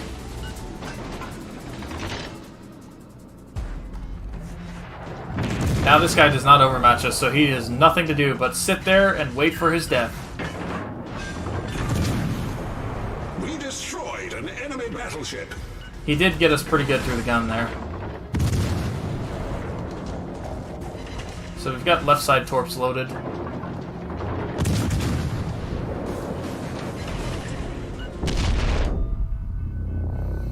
Now, we do have tube by tube torps.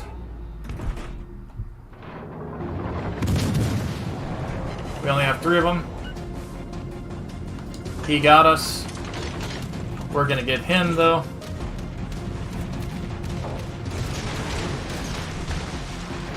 He is gonna damage con that. But, take a look. We got 3 kills. We got 156,000 damage. So, does the Edinburgh struggle that it doesn't have HE? No, absolutely not. And in fact, sometimes if you get them flat broadside, even if it's at range, because of that damage you can get from that superstructure, nasty, absolutely nasty. Now don't be fooled. It's not like, you know, better than every other cruiser, but don't discount it because it doesn't have HE. Even destroyers, for whatever reason, instead of getting overpen for minimal damage, they take massive chunks if they go flat broadside to you, because of the weird penetration characteristics of that HE, of the AP. At this point, we got a cap, we got 3 kills, and 156,000 damage, so it's just on our team to win this. But they do have a destroyer left when we do not, which is not good.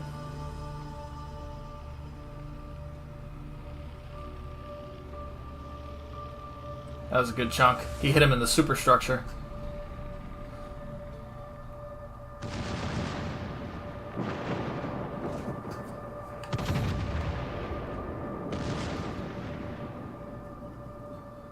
Okay, so that's cruisers right there.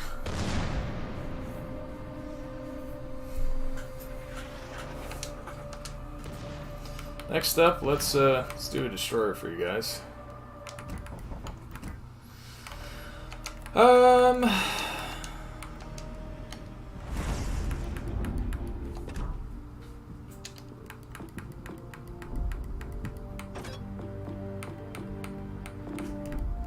Let's do my Akatsuki. I need to get the Kagero already. So this is a torpedo boat. Guns kind of suck, but that's what a lot of you are going to be doing anyway. So I'm going to show you this. We're running a Torp Commander, low-level Torp Commander, but it is a Torp Commander. This is our build. I don't recommend doing Torpedo Safari. I would instead do Perceptive, just so that way you know where the destroyer is, the enemy destroyer. So let's go ahead and do it.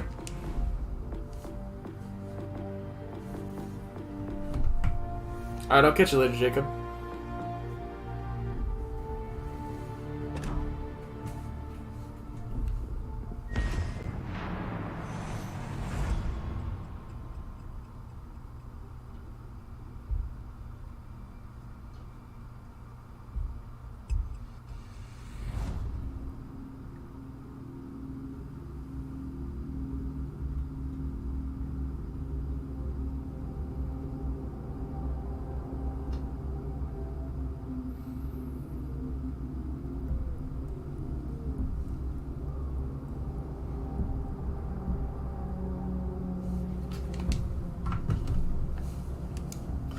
Alright, they have a Gajamada, which we cannot beat.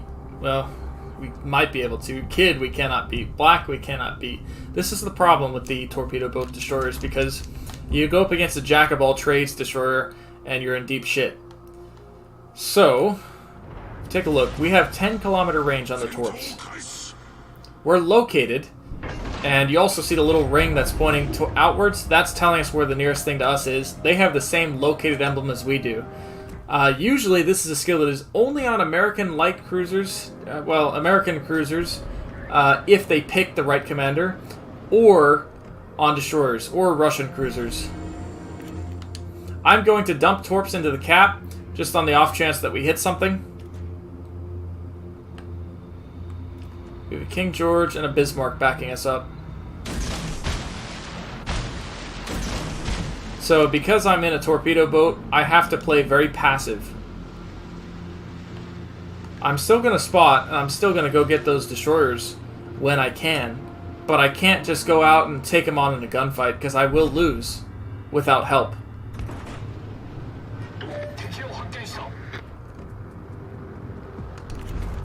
It looks like that destroyer is going to be going around the island.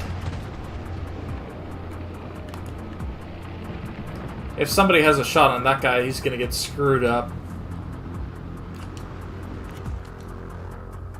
We're going to turn around because we know where he's at. However, if we start seeing him going towards our battleships, we're going to go out and try and spot for him.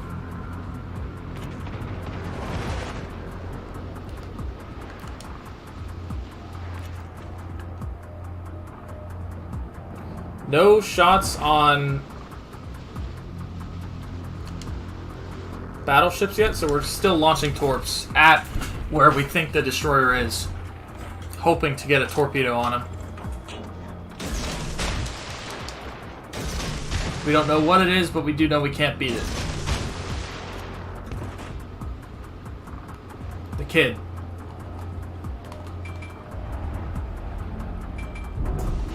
Torps are going to miss, unfortunately. We're going to go and smoke up, because, as you can see, things are not going to go our way.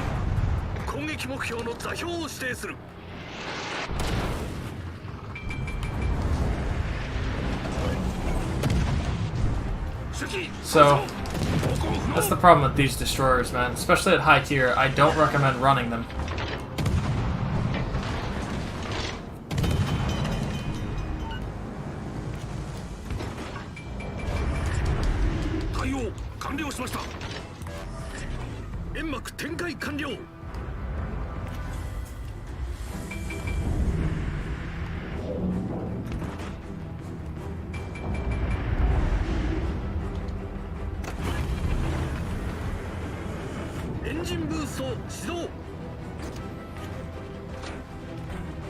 Kajimato's not doing good, which is good.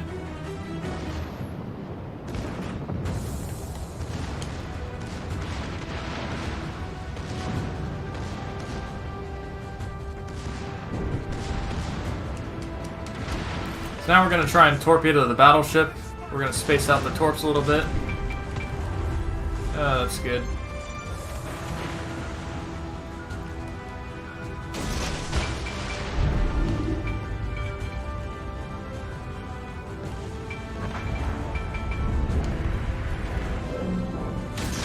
That was a little terrifying.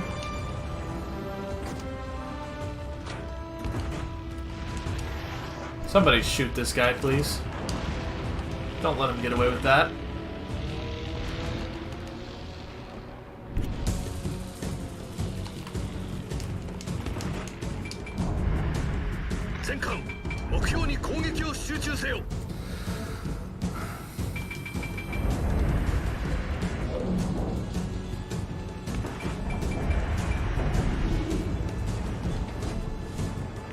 There's Kansas.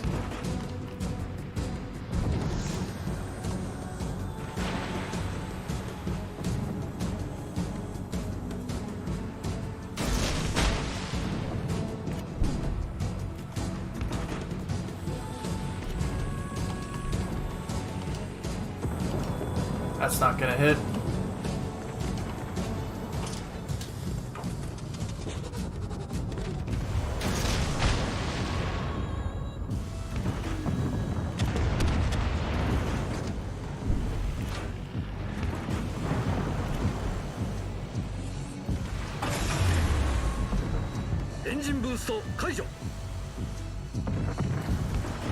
Okay, so...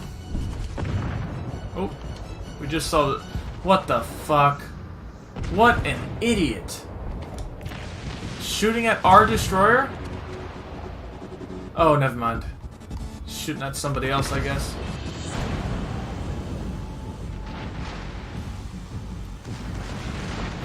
So we're going for what is known as a YOLO rush.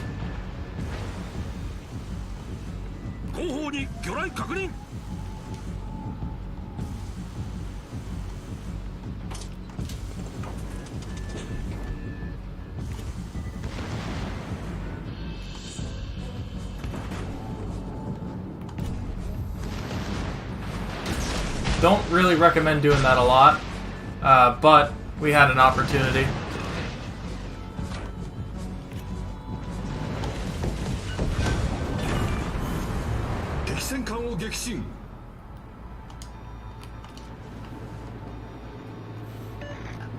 Alright, so now what we're going to do as a destroyer is get into some caps. Closest thing to us is over there. 10.0. 11. Okay. Could be a destroyer, though. More likely the Colorado, though.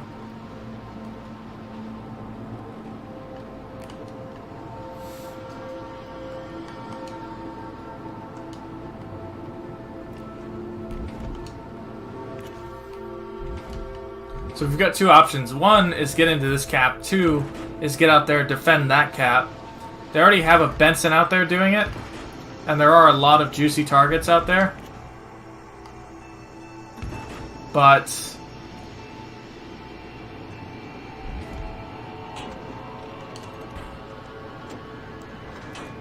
I'm going to get into this cap. Bad day. That guy should be dead. Alright, we're going to turn our guns towards the kid, because we want to kill him. Now we have a fair fight. Well, not a fair fight, we have an unfair fight, which is what we want.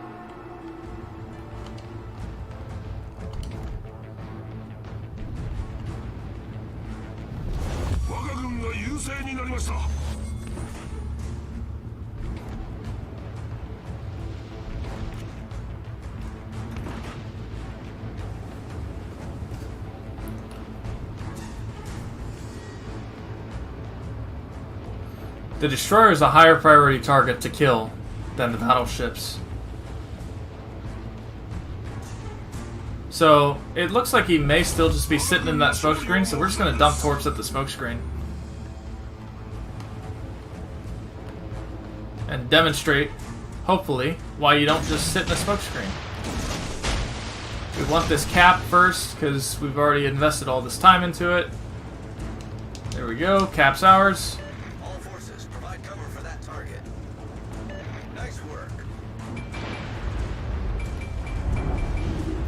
Yep. Oh, he barely missed the torps. Okay. That's alright, we got him. If he was staying in there, though, he would have been screwed. So there's the Venito, which is kiting out to the edge of the earth. That'll take us way out of the fight. We don't want to go get him. We're going to go for these two out here.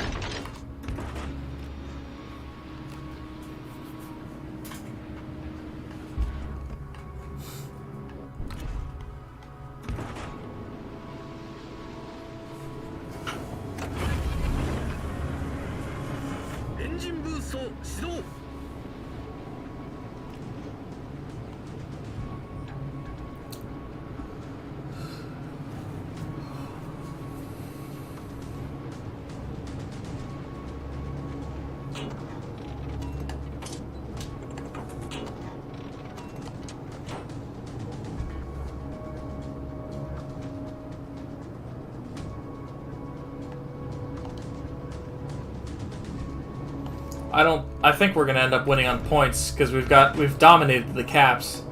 So this is actually a good teaching moment. It didn't matter if, you know, there were more of them than us at this point. Because of our cap advantage, they would be at a severe disadvantage.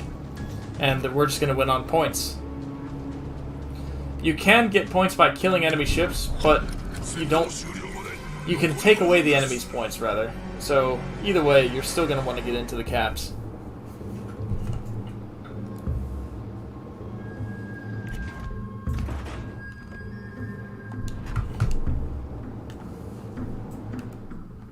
So, that was a torque boat destroyer. I'm going to give you guys one more with a different kind of destroyer. I'll do the Moss, actually, just to show you the benefit of having a destroyer that can actually get into those gunfights without constantly having to worry or make it unfair. Even though this thing does have sonar, which is pretty unfair.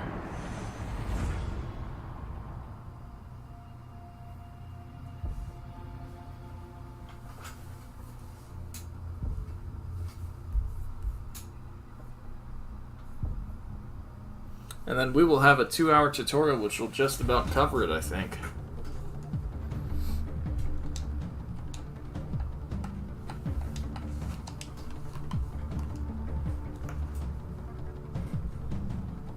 Alright, we are top tier. It's a carrier game. They have an Orkan, which I know has a radar. And they have a Belfast, which I know has a radar, which is important to know what has radar as a destroyer. I know Belfast has radar, it's British. British, a lot of times, will have radar. American, a lot of times, at high tiers, will have radar, or if it's a premium ship. Russians, most of the time, are going to have radar. And that's about all you have to watch out for.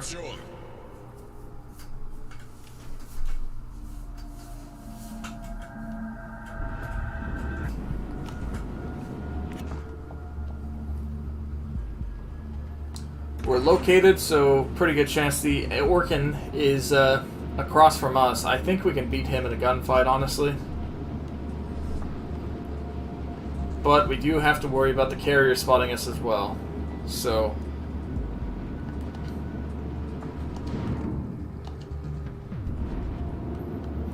even if you don't have range, this is sometimes a useful skill, just so that way you know where people are. We're going to launch some torps there and there. Maybe we hit the destroyer, who knows. There's the Belfast. There's a lot of... There's the Orkan.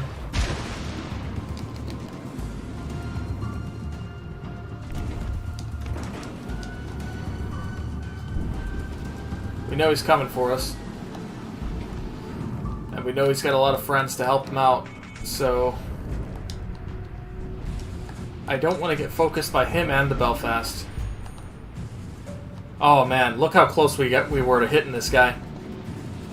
We didn't hit him, but look how close we came.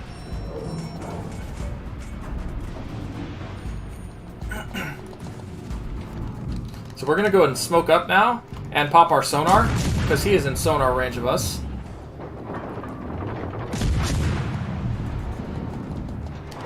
And now we can take shots at him. He can't shoot back at us. Now he's radaring us, but it's only going to last for 15 seconds, so we'll be alright.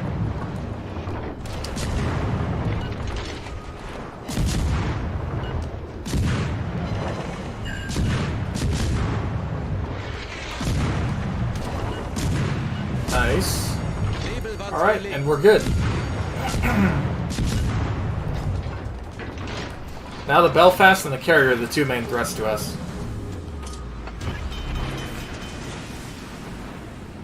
We're getting this cap. If we get the opportunity, we will send some torps the Fuso's way. What is our torpedo range?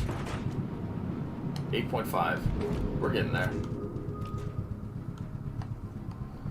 We're launching one rack.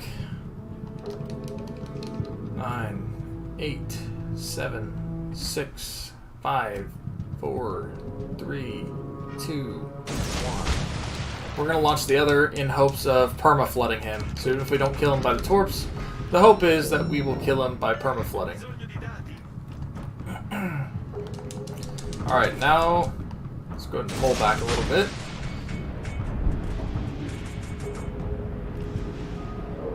Things are looking good. Things are looking real good.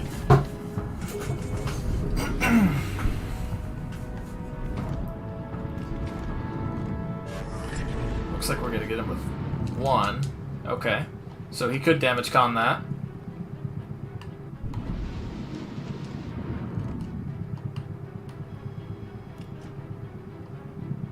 No permaflood, he was still on damage con. That is unfortunate. Okay, time to start pulling back. The Belfast can radar us. We're in radar range right now, which is very dangerous.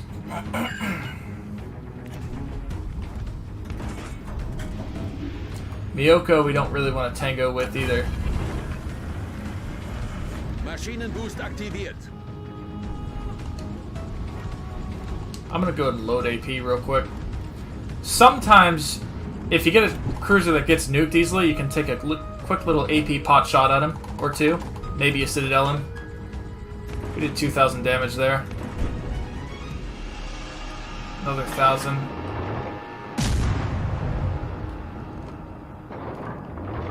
If we were closer, we might have been able to Citadel him. Or if we were in the Tier 7, which has 150mm guns, those probably would have been Citadels.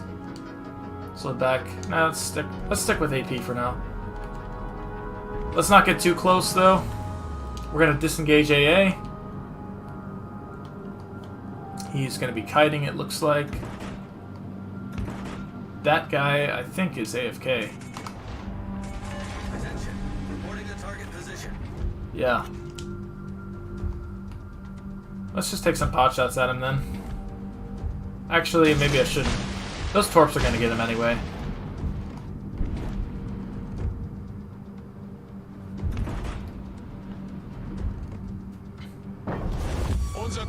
See, these fools are not shooting the Miyoko. The Dallas is not a threat, so don't worry about him. They're just looking for free damage, which I think is incredibly stupid.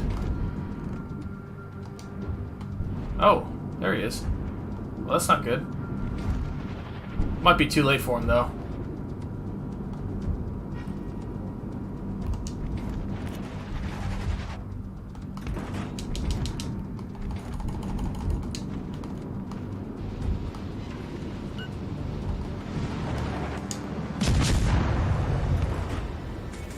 Maybe that was the AFK strat. Sometimes they will pretend to be AFK in hopes that a destroyer will do something stupid like shoot him. Sometimes it works, sometimes it's a stupid move. And for him it ended up being a stupid move.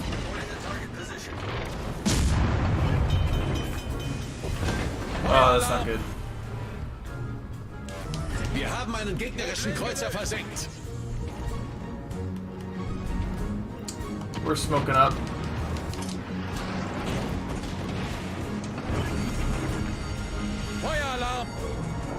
We're triple fired right now. Not at all what we wanted.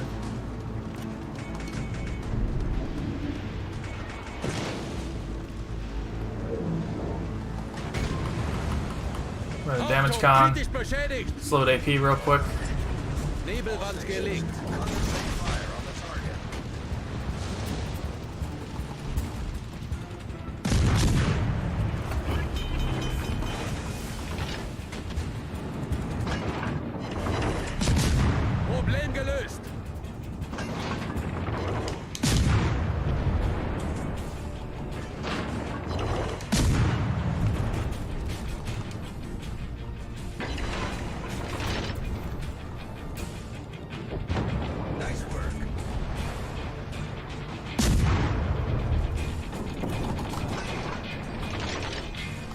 There we go.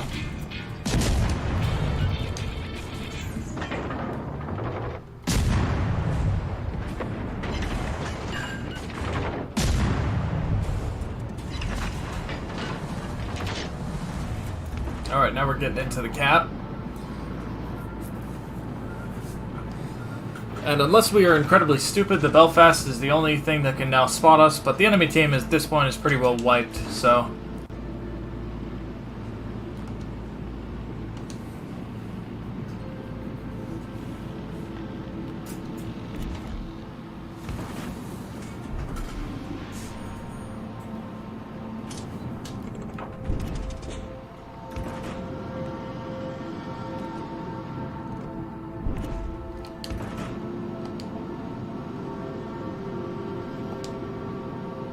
So you can kind of see the benefits of having a ship that's not just torpedo focused. Having those guns is crucial.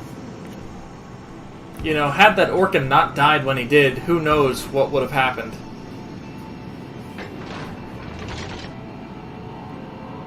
This game could have gone very differently.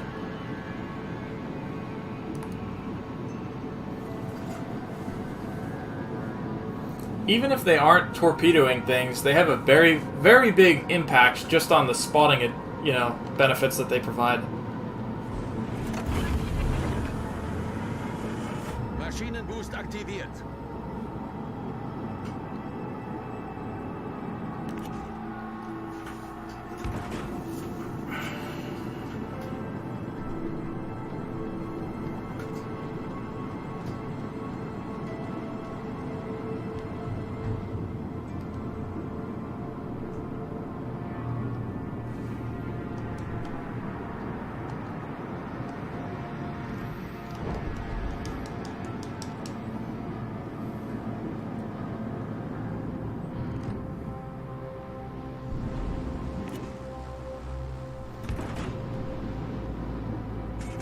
Alright, we got this. We're heading to this cap now. We're not going to get there because they're going to lose before then, but...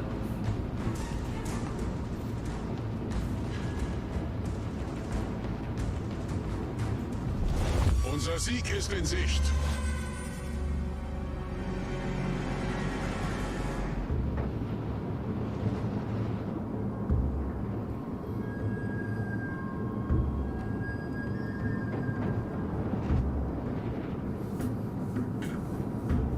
King George is dead.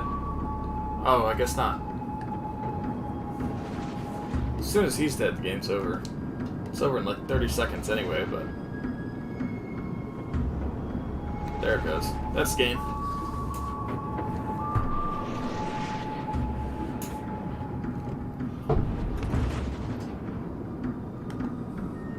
Yeah, so top the leaderboard right there. 74K. Not bad. So, let's take a look at our service record here. And take a look at what we did. The first two games ended up being losses, but this one, I mean, the guy just ended up ramming us. So, not a whole lot we could have done there, unfortunately. He just knew we were going to beat him. Tennessee game, you know, we tried our best, but sometimes it's just not in the cards. And then every other game past that's a win. You know? And usually we placed pretty high up, actually. We were top of the leaderboard or next to it in every single one of these games. Worst we got was third, and that's not bad. Makes you the top 33%. So... Well, guys, that is how this game works, basically. All the classes are explained now. What to do is explained in all of them. I went over the highs and lows of, you know, each one of these lines, right? Or I went over basically... Oh, that's pretty cool looking.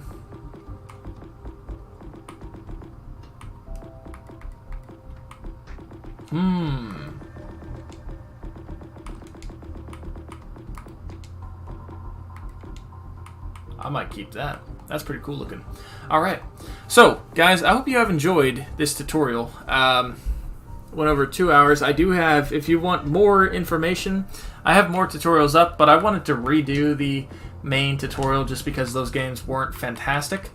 And I wanted to give you guys a better look at, you know, what you can do, basically, following the lessons that I gave. So, I have a more in-depth tutorial of each ship class, both destroyers, cruisers, and battleships up on my channel.